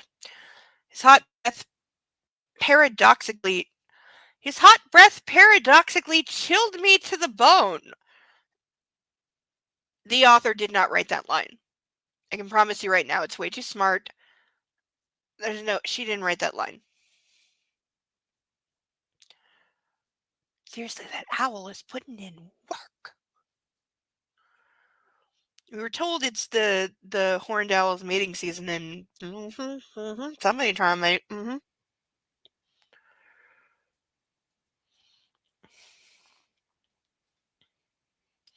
Deep and brutal. I'd like to feel your wet snatch close around my cock. Can we stop using the word snatch? I really do hate that word. I genuinely do. Like, I actually prefer see you next Tuesday over snatch.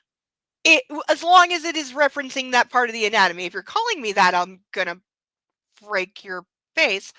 But all right, come on, up. Yes, up. Come on. Yes, come on. You are a strong puppy. Come on, you're a strong puppy. There we go. Yes. Oh, it's a puppy. Okay, lay down and be good and don't annoy me. Oh, I'm like, why is he pulling on the wire? He's not, but his foot is. Not that you should know where all of your feet are, because you're a puppy, and why would you know where all your feet are? Because you're.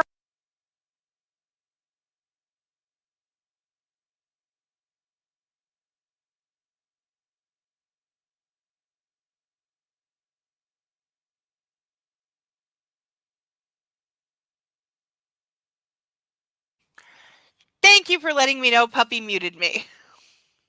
He does that on purpose. I was saying add about 100 more O's, and you got it right. This owl has got lung capacity, and it can go long. All right. You settle yourself. Try not to annoy me and you can stay. Okay? At least your dinner's taken care of tonight. I don't know what I'm going to do. But you're well fed. He likes his kibble. As long as it's the right kibble. He has his standards.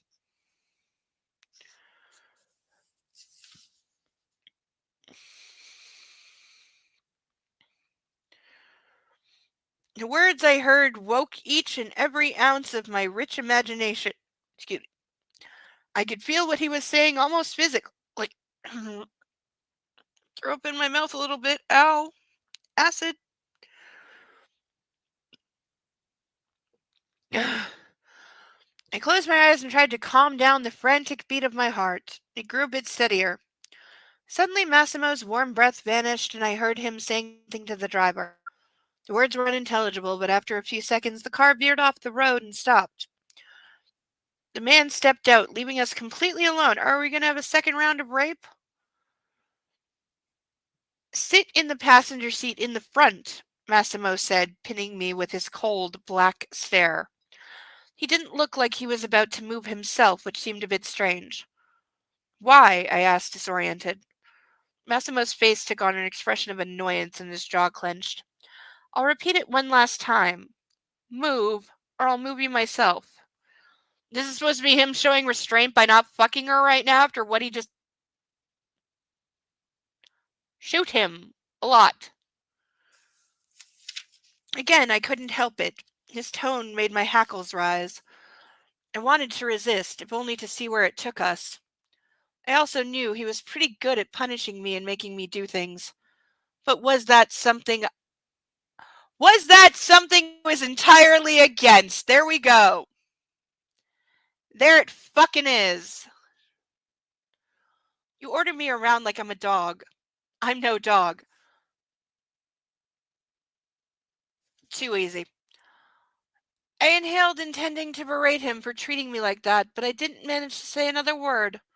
Massimo pulled me out of the car by force and then threw me into the front seat.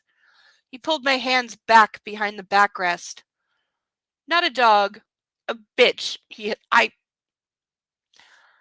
had more self-restraint than this book. Also, fuck this book. I'm going to enjoy watching this burn to cinders, and I don't care if I burn the whole building down. I'm burning this entire book. It's official. Every fucking last page. I don't care how long it takes. He hissed, tying my hands with some kind of strap. So now she's tied in the front seat. Therefore, the driver's going to be okay with having a woman tied to the seat next to him, and nobody's going to notice this. Okay. Before I realized what was happening, I was sitting tied to the passenger seat, and the man in black sat behind the steering wheel. Oh, is he are they ditching the driver? What? I started to wriggle my fingers, trying to feel my way around, and discovered I was tied with the same bathrobe belt as back in the plane. You like to tie women up? I asked as he fiddled with some settings on the dashboard. It's not a question of preference in your case.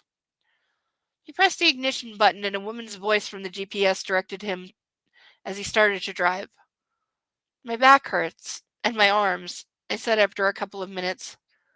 Well, I'm hurt too, but for entirely different reason. Want to compare? You're a kidnapper, murderer, and rapist. Go fuck yourself. I knew he was angry, frustrated. I couldn't tell the difference between those two feelings in him. But I had no idea what I'd done to cause this. And even if it wasn't my fault, he was taking it all out on me. More phrases in Polish.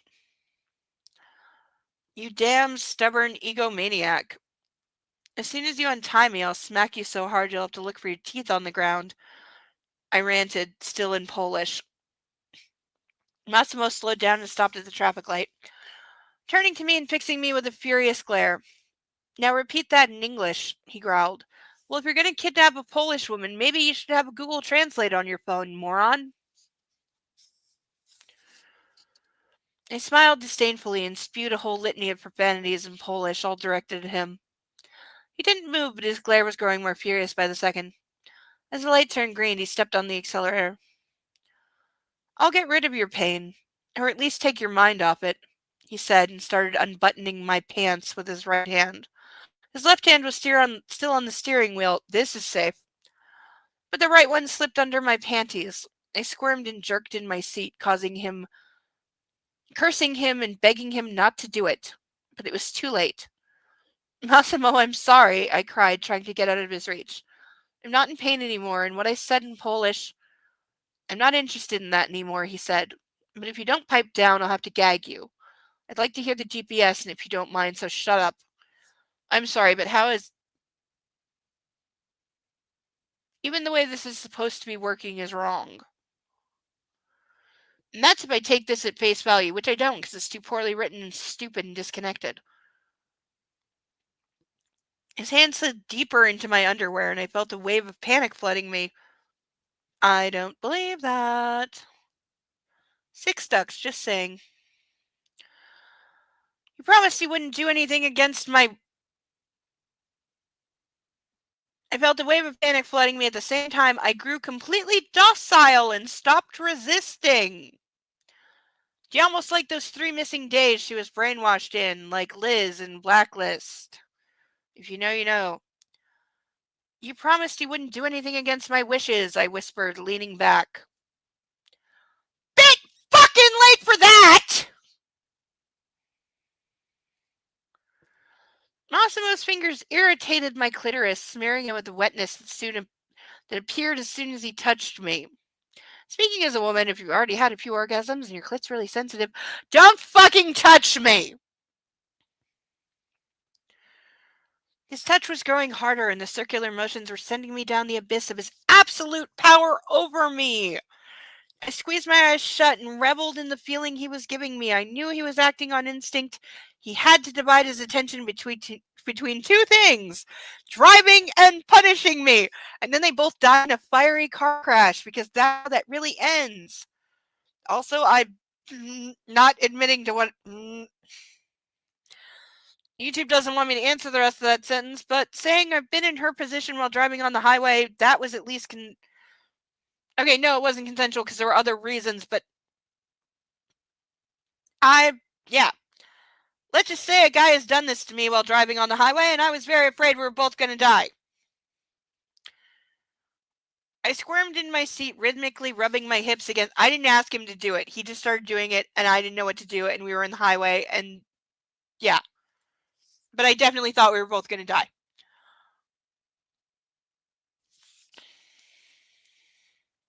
die. Rhythmically rubbing my hips against the leather when the car suddenly stopped. I felt his hand leaving, though he really should have kept working on it for a couple minutes more. Then my ties loosened. We're here, Massimo announced, killing the engine. Did they leave the driver on the side of the road? Because I think they did. Okay, puppy, you need to go. You need to go on your pillow. Say goodnight. Everyone say goodnight, Bo. Good night, Bo. Good night, little puppy. You're the best puppy in the history of puppies. You're awesome and everybody loves you. Tell him how good he is. He needs it. He's only 8 pounds. Yes, you're the best puppy in the history of puppies. Yes, you are. You're the best puppy in the history of puppies. Yes, you are. Squish, squish. There we go. There's my good boy. Yeah. He is really very sleepy and needs to go back to bed.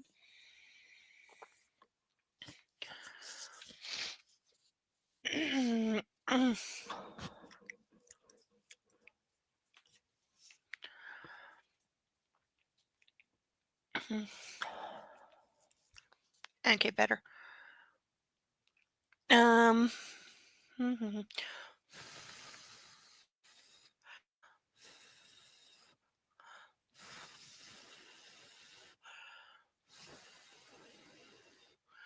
Oh, when you lick on your skin and then blow on it, it feels like ice. It's so good.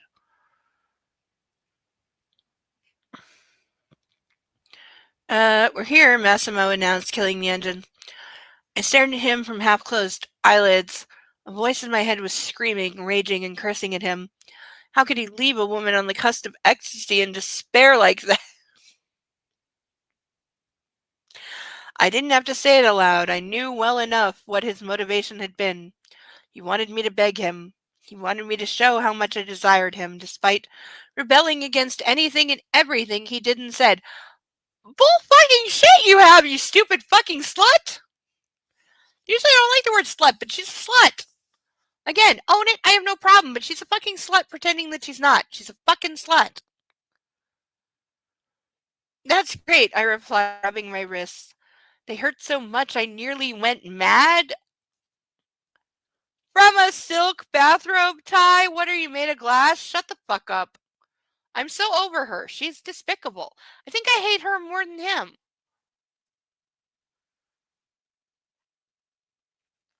I hope whatever was hurting you has stopped, I called provocatively, shrugging at the same time. You can't do both those things, idiot. Here it was, that big red button in his head again. The man in black shot out with an arm, pulling me over himself, so I sat astride him with my back to the steering wheel.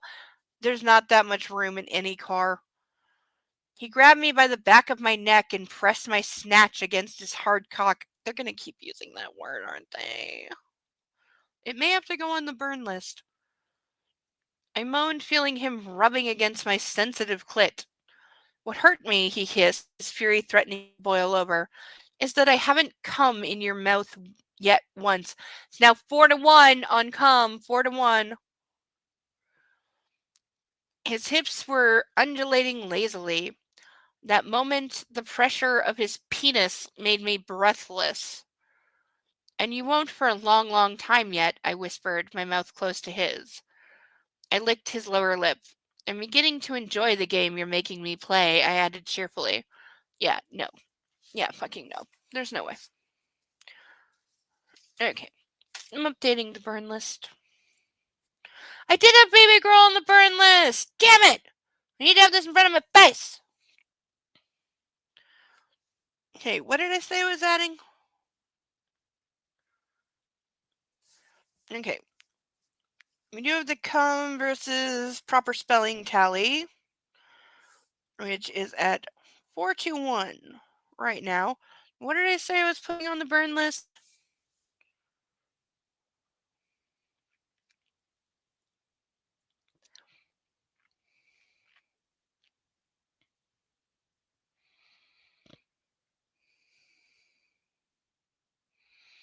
No, I got it.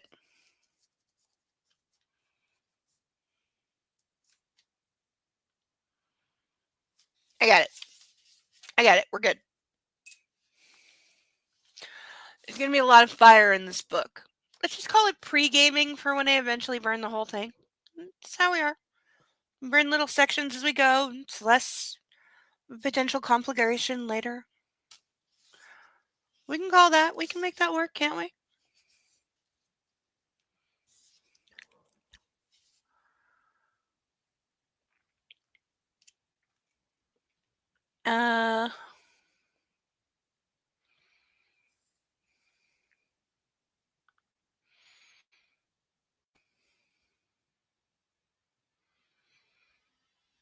He froze, watching me closely, looking for answers to questions yet unasked. I don't know how long we spent there looking at each other, but our silent battle was interrupted by knocking on the window. Asima lowered the glass, revealing the not-too-surprised face of Dominic. Excuse me. That guy certainly looks like he's seen everything, I thought. He said a couple of sentences in Italian, ignoring our position, and Massimo shook his head quickly. I had no idea what they were talking about, but it was clear the man in black wanted to have nothing to do with what Dominic was suggesting. When they finished, Massimo opened the door and stepped out. Keeping his hold on me, that's a hell of a maneuver. We headed towards the hotel he had parked the car next to. I was still clutching him, my legs around his hips. Yeah, if you walk into a hotel carrying a woman like this, nobody's going to look at you, seriously. I could feel the surprised stares of other guests as we passed them without a word. Massimo keeping a poker face. I'm not paralyzed or anything, I said, raising my eyebrows and shaking my head slightly. I hope not, but there's a few reasons why I won't let you go. At least two I can think of off the bat. Seriously, if you walk up to the reception in a fancy hotel and you're wearing a woman, I think you're gonna have some problems, dumbass. Even Richard Gere knew that. We passed the reception desk and entered the elevator where Massimo propped me against the wall. Our lips touched. The first one is that my erect cock is about to rip through my pants, and the second is that yours have a wet stain on them, and the only things that could cover that up were my hands and your hips. Or you could have given her your jacket to wear around her waist. I bit my lip hearing this. He was making sense. No, he's not. No, he's not. The bell in the elevator signaled we'd reached our floor. Having taken a few steps outside, Massimo used the card he had gotten from Dominic to open the door to our monumental apartment. He put me down.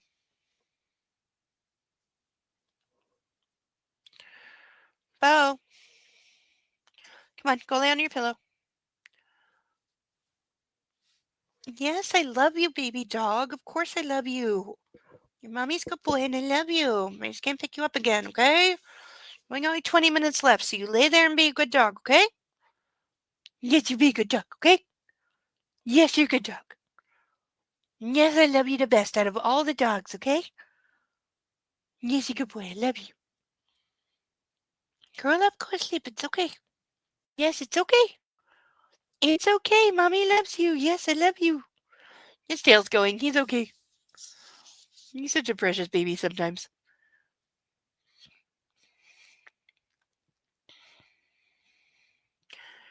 I'd like to take a shower now, I said, looking around for my bags. Everything you need is in the bathroom. I need to go out and deal with a few things, he said, putting his cell phone to his ear and vanishing into the cavernous living room. So he liked the word cavernous in this book. Got it. I took a shower and applied a hefty dose of vanilla lotion, which I found in the bathroom cabinet. I left the bathroom and walked through the apartment, finally finding what I was looking for. A bottle of my favorite bubbly beverage. Yeah, because let's be drunk as much as possible. I helped myself to a glass, and then another, and another. I watched TV, drank champagne, and wondered where my oppressor had gone. You're not coming off as horribly oppressed. Sometime later, out of boredom, I started to explore the apartment. I took up most of the hotel floor. When I reached the last door, I opened it and went in. Suddenly, I found myself in pitch darkness. My eyes had to adjust. Is this the red room? Did she find a red room? Is there going to be a red room? Because I can't. I want to, but I can't. Sit. I heard the voice I'd grown to recognize by now. I did as I was told. Resistance would be pointless. A while later, I saw Massimo in the gloom. He was drying his hair with a towel. I swallowed loudly, amazed by the view, and animated with the alcohol I had had. Massimo was standing by a giant bed supported by 4 monolithic beams. The mattress was strewn with dozens of purple, gold, and black pillows. The room was dark, classically furnished, and very luxurious. I grabbed the armrests of the armchair I was sitting in as he started to walk my way. I could not take my eyes off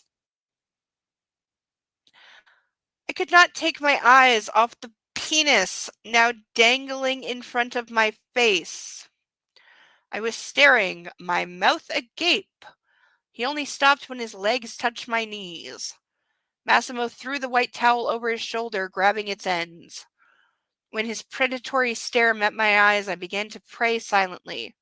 I was begging God for the strength to resist what I was seeing, what I was feeling. Okay, again, cerebellum, if you're still here, or anybody who can Google, what is the name of the thing? There is a medical disorder of some kind. I can't remember whether it's neurological, psychological, or hormonal, or a combination of all the above. I think it's all the above. There is a disorder where you're perpetually horny all the time and, therefore will do anything with anyone because of that. Think Prater Willies, but with sex instead of food. Does anybody know what this is called? Because it's been bugging me all night that I can't remember.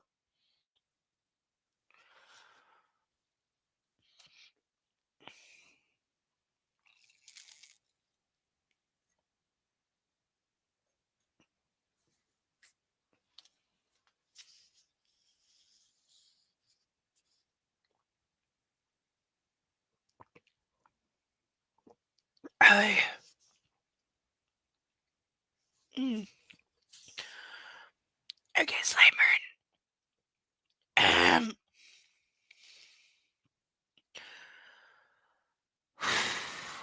Where's the end of this chapter? Yeah. Massimo was perfectly aware of his effect on me. It wasn't too hard to read then, not to mention that I was sucking on my lower lip without realizing it. It wasn't exactly helping to mask my feelings. Slowly, he reached for his prick with his right hand and started stroking it. From the base to the... Oh, God, is he going to come on her face? Because I'm done. If he comes on her face, I'm done. I mean it. I will end the night early. If that's where this is going, I'm done.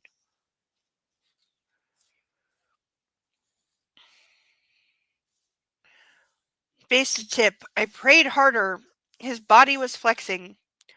The steely hard muscles of his stomach grew taut, and the penis I was doing everything in my power not to look at was growing, swelling.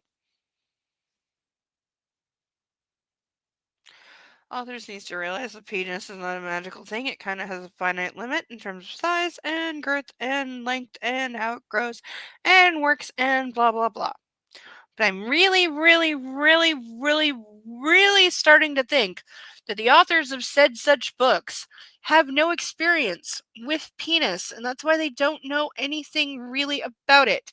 I would say that's true of E.L. James, except she has 2 children, but that doesn't mean she has any experience really with penis other than the lay back and think of England thing, which I kind of think is how her marriage must be. And that she's a desperately unsatisfied housewife, and that's why she wrote it in the first place. You know?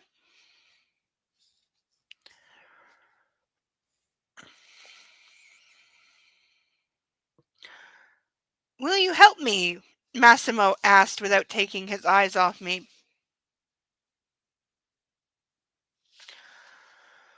Without stopping to play with what? Will you help me? Massimo asked without taking his eyes off me, without stopping to play with himself. He was already doing what? She said he's stroking it. What? I won't do anything without your consent. Remember that? What did you just do? Everything we've read this entire time has been without her consent. And yes, it's sexual. I'm sorry. What the fuck? Does this dumbass fucking moron of an author think that only penis and vagina sex needs consent? Everything else you can do without consent is not rape? Is that what she thinks? Did the author have a lobotomy at some point in her life and then she wrote this? I have to pee. I have to pee. I'm going to pee. I have to pee and I'm going to pee and I'm highlighting the slide and then I'm going to pee. And I really need another fucking drink. And I can't smoke weed until I'm offline. So I'm going to go pee. I will be right back. Please talk amongst yourselves whether this guy knows the definition of rape or not, because I don't think he does.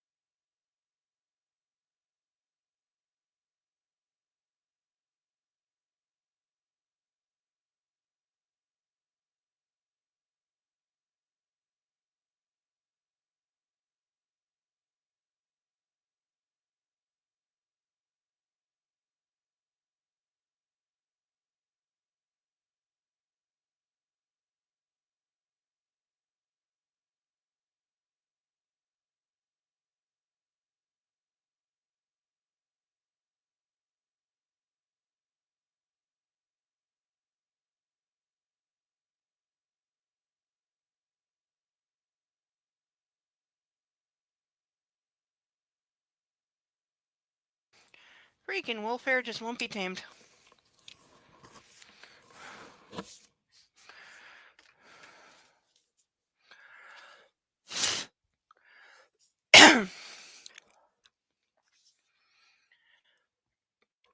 uh,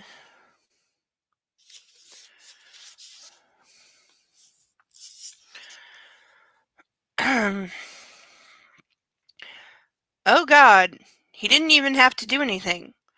He didn't have to physically touch me to ignite my passion and focus my entire being on him. That magnificent cock and the thought of sucking it.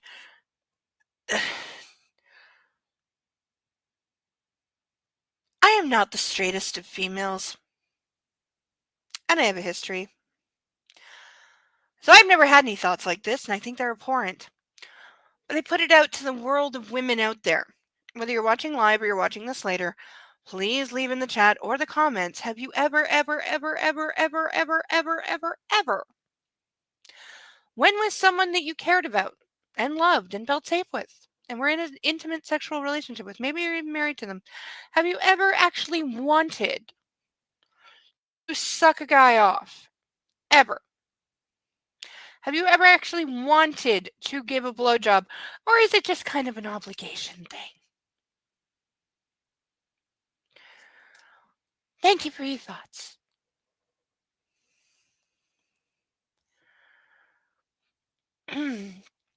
The last clear thinking, again, clear thinking is hyphenated. Why does this book keep hyphenating things that aren't hyphenated? Because clear thinking, definitely not hyphenated. That's two different words. Stop doing that. But I'm realizing how poorly translated this is. The last clear thinking vestiges of my psyche were screaming at me now. If he got what he wanted, the game would stop holding his interest.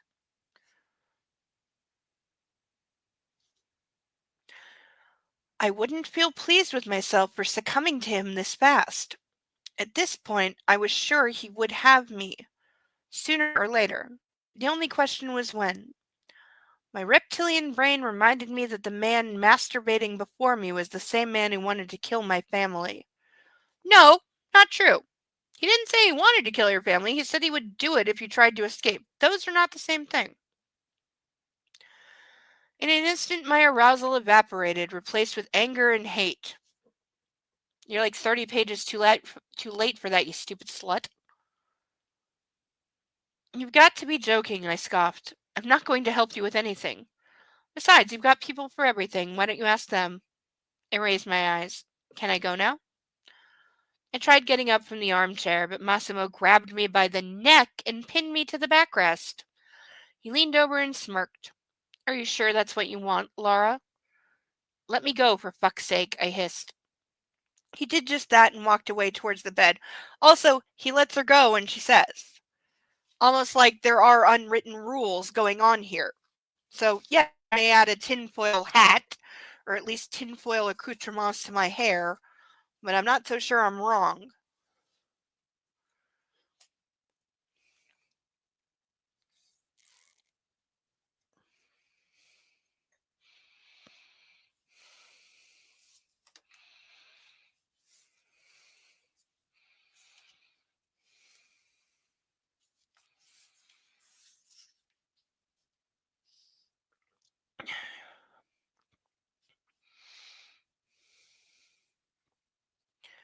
I got up and grabbed the door handle, wanting to leave this room right then, before my thoughts started to focus on things I didn't want to think about. The door closed. The man in black picked up his phone from the nightstand, dialed a number, and said something before hanging up. Come here, he ordered. Let me out. I want to leave. I was pulling at the handle, screaming. Massimo swung the towel to the bed and was standing with his arms hanging loose, fixating me with his icy gaze. Come over here, Laura. I won't repeat myself. What the fuck are we... Like, I swear, there's entire scenes, like, cut out of this. It's so... I don't even have words. I leaned against the door, intending to follow none of his orders. Massimo let out a deep roar that charged at me. let out a deep roar and charged at me. I squeezed my eyes shut, fearing what was going to happen.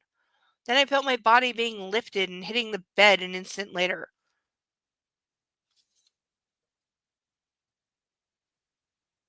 This is the most self-contradictory in the same page thing I've ever read. I'm getting whiplash over here.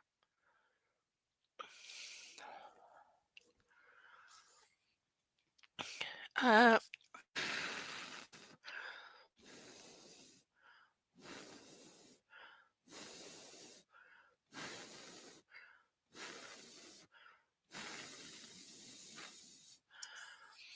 it's really starting to burn.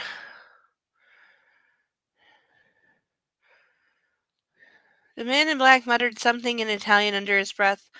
When I felt myself sink between the pillows, I opened my eyes only to see Massimo looming over me again. He grabbed my right hand and handcuffed it. Now I have handcuffs. Okay. To one of the four pillars of the bed. Then he went for the left one, but I managed to squirm free and hit him first. He clenched his teeth before letting out a furious bellow. I knew I crossed a line there. He clutched my wrist again, painfully hard, and pulled my arm toward the handcuff affixed to the other pillar, all the while pinning my body to the mattress. I'll do what I want with you, he growled, sneering. What's this, like 10 lines after he said I'm not going to do anything without your consent and there's a puppy? I know you heard my voice a thing, and I know you know Mommy's in pain, and he's trained to feel that. Mommy's okay, I promise. I'm going to get some ice and some burn cream in a minute, okay? Okay? I've only got like 10 more minutes. It's okay. You're a very good dog. Everyone tell him he's a good dog.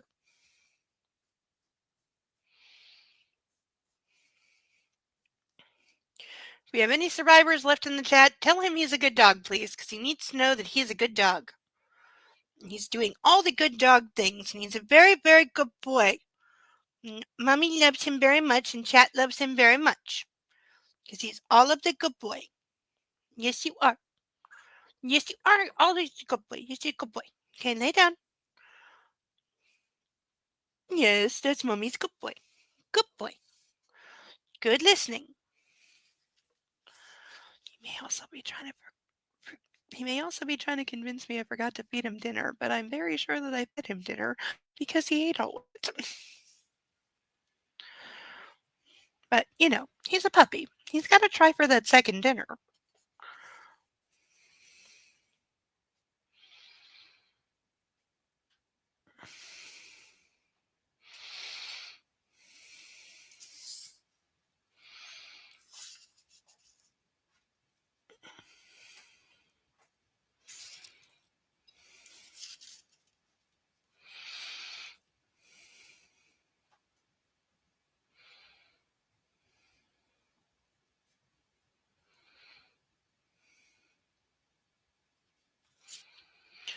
Okay, this is about to get very violent, so I'm about to stop.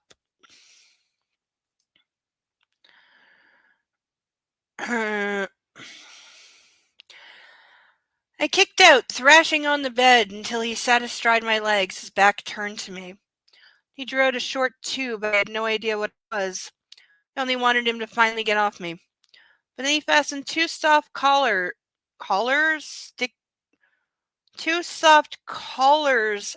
sticking from both ends of the tube around my ankles, reaching to the third pillar. It's a spreader bar, but apparently author doesn't know the word spreader bar. And you could not... Let's read that again. He fastened two soft collars sticking from both ends of the tube around my ankles. That's definitely some translation error bullshit. From behind it, he pulled out a chain, fixing it to the collar wrapped around my right ankle. It's a cuff, not a collar. Like, am I going to have to edit this as I read? Because I don't want to. He repeated the operation with my left ankle. Finally, Massimo stood up, admiring his work. Also, this is an exact copy of one of the 50 Shades early sex scenes. Like, literally, is this book literally she was reading 50 Shades and just writing this garbage that is somehow worse and yet exactly the same alongside it because it looks like it. It feels like it. There's like a 20-page difference because 50 Shades had a lot more crap, but it's pretty much the same pace, same order of events. Somebody has to have side-by-sided this. If you come across that video on YouTube or anywhere on the internet where somebody side-by-side, scene for scene, line for line, compares this garbage to 50 Shades, which is also garbage, but just to see how much this stole from that in the immediacy, please give me the link. I will love you so much. So yeah, I'm going to find a place to stop, and then we're going to play the burn video one more time, and then I'm going to say goodnight. Did I screen share up? I did. Thank God I'm sometimes smart. Admiring his work. He had a satisfied smirk on his face and was clearly aroused by the whole situation. I, on the other hand, was disoriented and dazed. I jerked my legs, but the tube to which they were cuffed. Now you know the word cuffed, bitch. Now you know the word cuffed. Fuck you. Fuck this author so goddamn hard. She's so stupid. She has to have an IQ like -50. Only elongated in response, locking them stiffly in place. Massimo bit his lower lip. Like, literally, he's doing the Anastasia things. It's if you switched roles. That's all it is. It's like if you gender swapped. Excuse me. I was hoping you would do that. This is a telescopic bar. It can elongate, but will not shorten unless you know where to push. It's the Chinese finger traps of spreader bars. Part of me wants one. A lot. But that's because I have double jointed tips and my legs can still spread about 6 inches.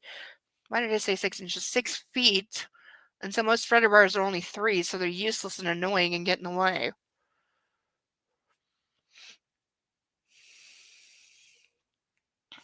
And yeah, I'm drawing a line there. I'm done. I'm done. I'm going to play the burn video again. I'm going to put burn cream on my wrist where it's burned. And then we're saying goodnight. We got really close to page count. Really close.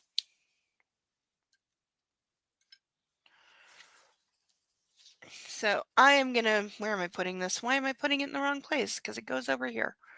Oh, wait. I should put the... God damn it.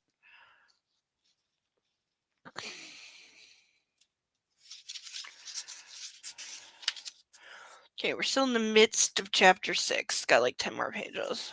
It's a long chapter. Alright. Bookmark secured. Holy line of demarcation drawn. Recovered bookmarks. Book in place. We shall now play the burn video again because I'd like to do it twice for anyone who wasn't here the first time. Also, I think it's one of the best ones I've ever done. If anyone would like to sponsor a last minute duck, this is your last chance. I will be drinking while this plays, and then we will say goodnight. Thank you all for being here. I especially mean that tonight. Please enjoy this second viewing of our lovely burn video that I did work actually very hard on. So I hope you enjoy. Thank you, everyone.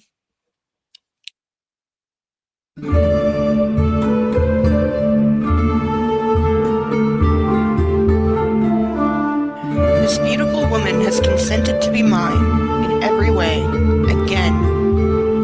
My cock and I rejoice. She stares greedily at my dick. Stop now. This subject is closed. We're not discussing it anymore. I'm ready to rip someone limb from limb. Can't lock her up. One of us has to be in charge, for fuck's sakes. I'll have to make her reason.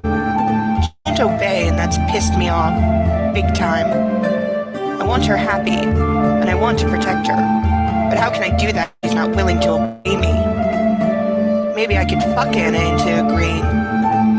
Why does she defy me? I love making Anna scream.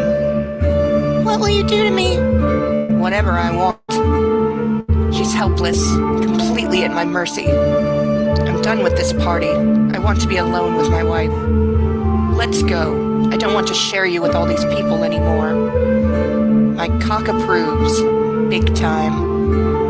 You are mine. She's mine. Really mine. What the hell do you think you're doing? Fucking hell, I specifically asked you not to do this. I'm so fucking mad. Please don't be mad at me. Would you like a drink? Do I need one? Do you? Depends. On what? If you want to hurt me. A punishment, fuck. You can do anything you want to me. These can be quite painful. I want this. Big time. We're going to need a safe word. Stop won't be enough. You will say that, but you won't mean it. She's breathless now, trying to move. She can't. She's mine, and I don't stop. I love it when she begs. I slam into her and she screams, pulling against the cups. I know she's helpless and I take full advantage. Why do you defy me, Anna? How can I keep her safe when I can't even keep her safe from me? I'm going to take you to the boathouse and finally spank you in there if you don't snap out of this mood. Charm. It all comes down to charm. Just fucking do it, I growl. Your lips are so soft when you cry, my beautiful girl. Face the wall. That way you won't know what I'm planning. She cries out as I keep rocking into her, taking her, consuming her, owning her. I want your world to begin and end with me. I also want everyone to know you're mine. I just want some resistance in bed. You can do anything you want to me. I'm so mad at my wife. I am crazy. Crazy for my fucking wife who cannot be trusted to do as she says. I want to punish Anna for not doing as she's told. Paddle, flogger, cane, belt. You're still mad. No, Anna, I'm way beyond mad. I want to punish you, really beat the shit out of you. Maybe I will. I'm still fucking mad at you. Don't be mad at me. All because you can't follow a simple fucking request. I'm still fucking mad at you. You can do anything you want to me. A punishment, fuck. I'm yours. I will always be yours. Husband of mine. Mine. Yours. She might as well be sucking my dick. I'm a fucking asshole. I know she doesn't want me to touch her. Your lips are always so soft when you've been crying. Christian, I never promised to obey you. She sighs and resigns herself to her fate. How could you be so stupid? Don't touch me. She's a woman to tame, a dom's wet dream. Don't even think about it, Gray. You're my wife. If you touch me, I'll scream. No one would hear you. Will you do as you're told for once? She's still here, in spite of all that I've done.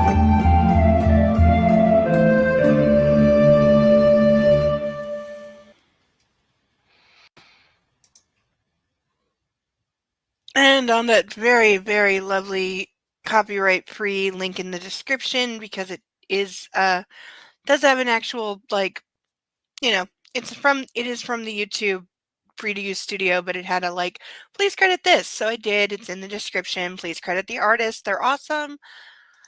And thank you for their support on that burn video, which I genuinely think is the best one I've ever done, though it's definitely going to beat by the one I'm going to do for this, because I may add fireworks or things that explode.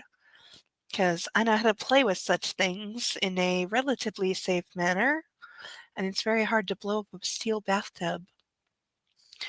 But we will see where that comes when we get to the end of this book, inevitably, which we will do, because we're now on page 105 out of...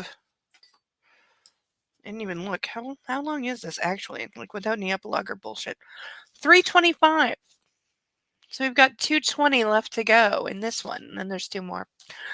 But then we will be moving on to better things, believe me. I am changing the format of Book Club after this book and the next 2, because I finished what I start. There will be some significant changes. Not that we are not reading erotica, we will still read erotica, but there will be some changes. But you gotta be here to find out what they are. And so that is going to do it for this lovely Catterday evening. If you don't know what Catterday is, I feel sorry for you. I miss having kitties so much. I need all the fur balls. I need furry kitties and fat kitties and fluffy kitties. And fluffy fat kitties are the best. The ones that like their belly rubbed and then they purr all the time and just snuggle. I've only had one, maybe 2 really, really, really snuggly kitties. And they are the best things God has ever created. Is the big, fat, fluffy, furry, snuggly cat. There's nothing better. There's nothing better. So, wishing you all a big, fat, furry, fluffy kitty. I hope everyone had a good time. Thank you all so much for being here. Thank you for your support. Thank you for the ducks. We didn't get any new ducks, but hey, that's okay. We got these ducks. They were happy to witness. We got 6 ducks waiting in the bullpen to be purchased. I'm sure they will get their chance to shine brightly, as we all will. Thank you all for being here. Thank you for supporting me. Thank you for putting up with me and listening to this dribble. You are all very, very good, excellent people and good friends. I wish you all the best over these happiest of holidays. Happy New Year, because it will be post New Year next time we're here. So Happy New Year, everyone. Enjoy it. Do things I would absolutely do and enjoy them and don't ever feel bad about it, no matter what anyone says. So have a good time, get drunk, be naughty, sleep with people for no reason. It's the best kind. Not like the book, but for the I'm alive way. Until next week, I have been Insane Lane. Love yourself and love on all of your fur babies and your dragons. Do not neglect the dragons. They deserve love too. And they have so much love to give and they're warm and cuddly. I would sleep so well on top of a dragon. It'd be so cute. But until next week, I've been Insane Lane. Bo has been Bo. He's glad you all liked him. The ducks have been ducks. And I'll see you next week. Same time, same trash garbage. Bye, everyone. Night, night. Sleep well. Read better books than this.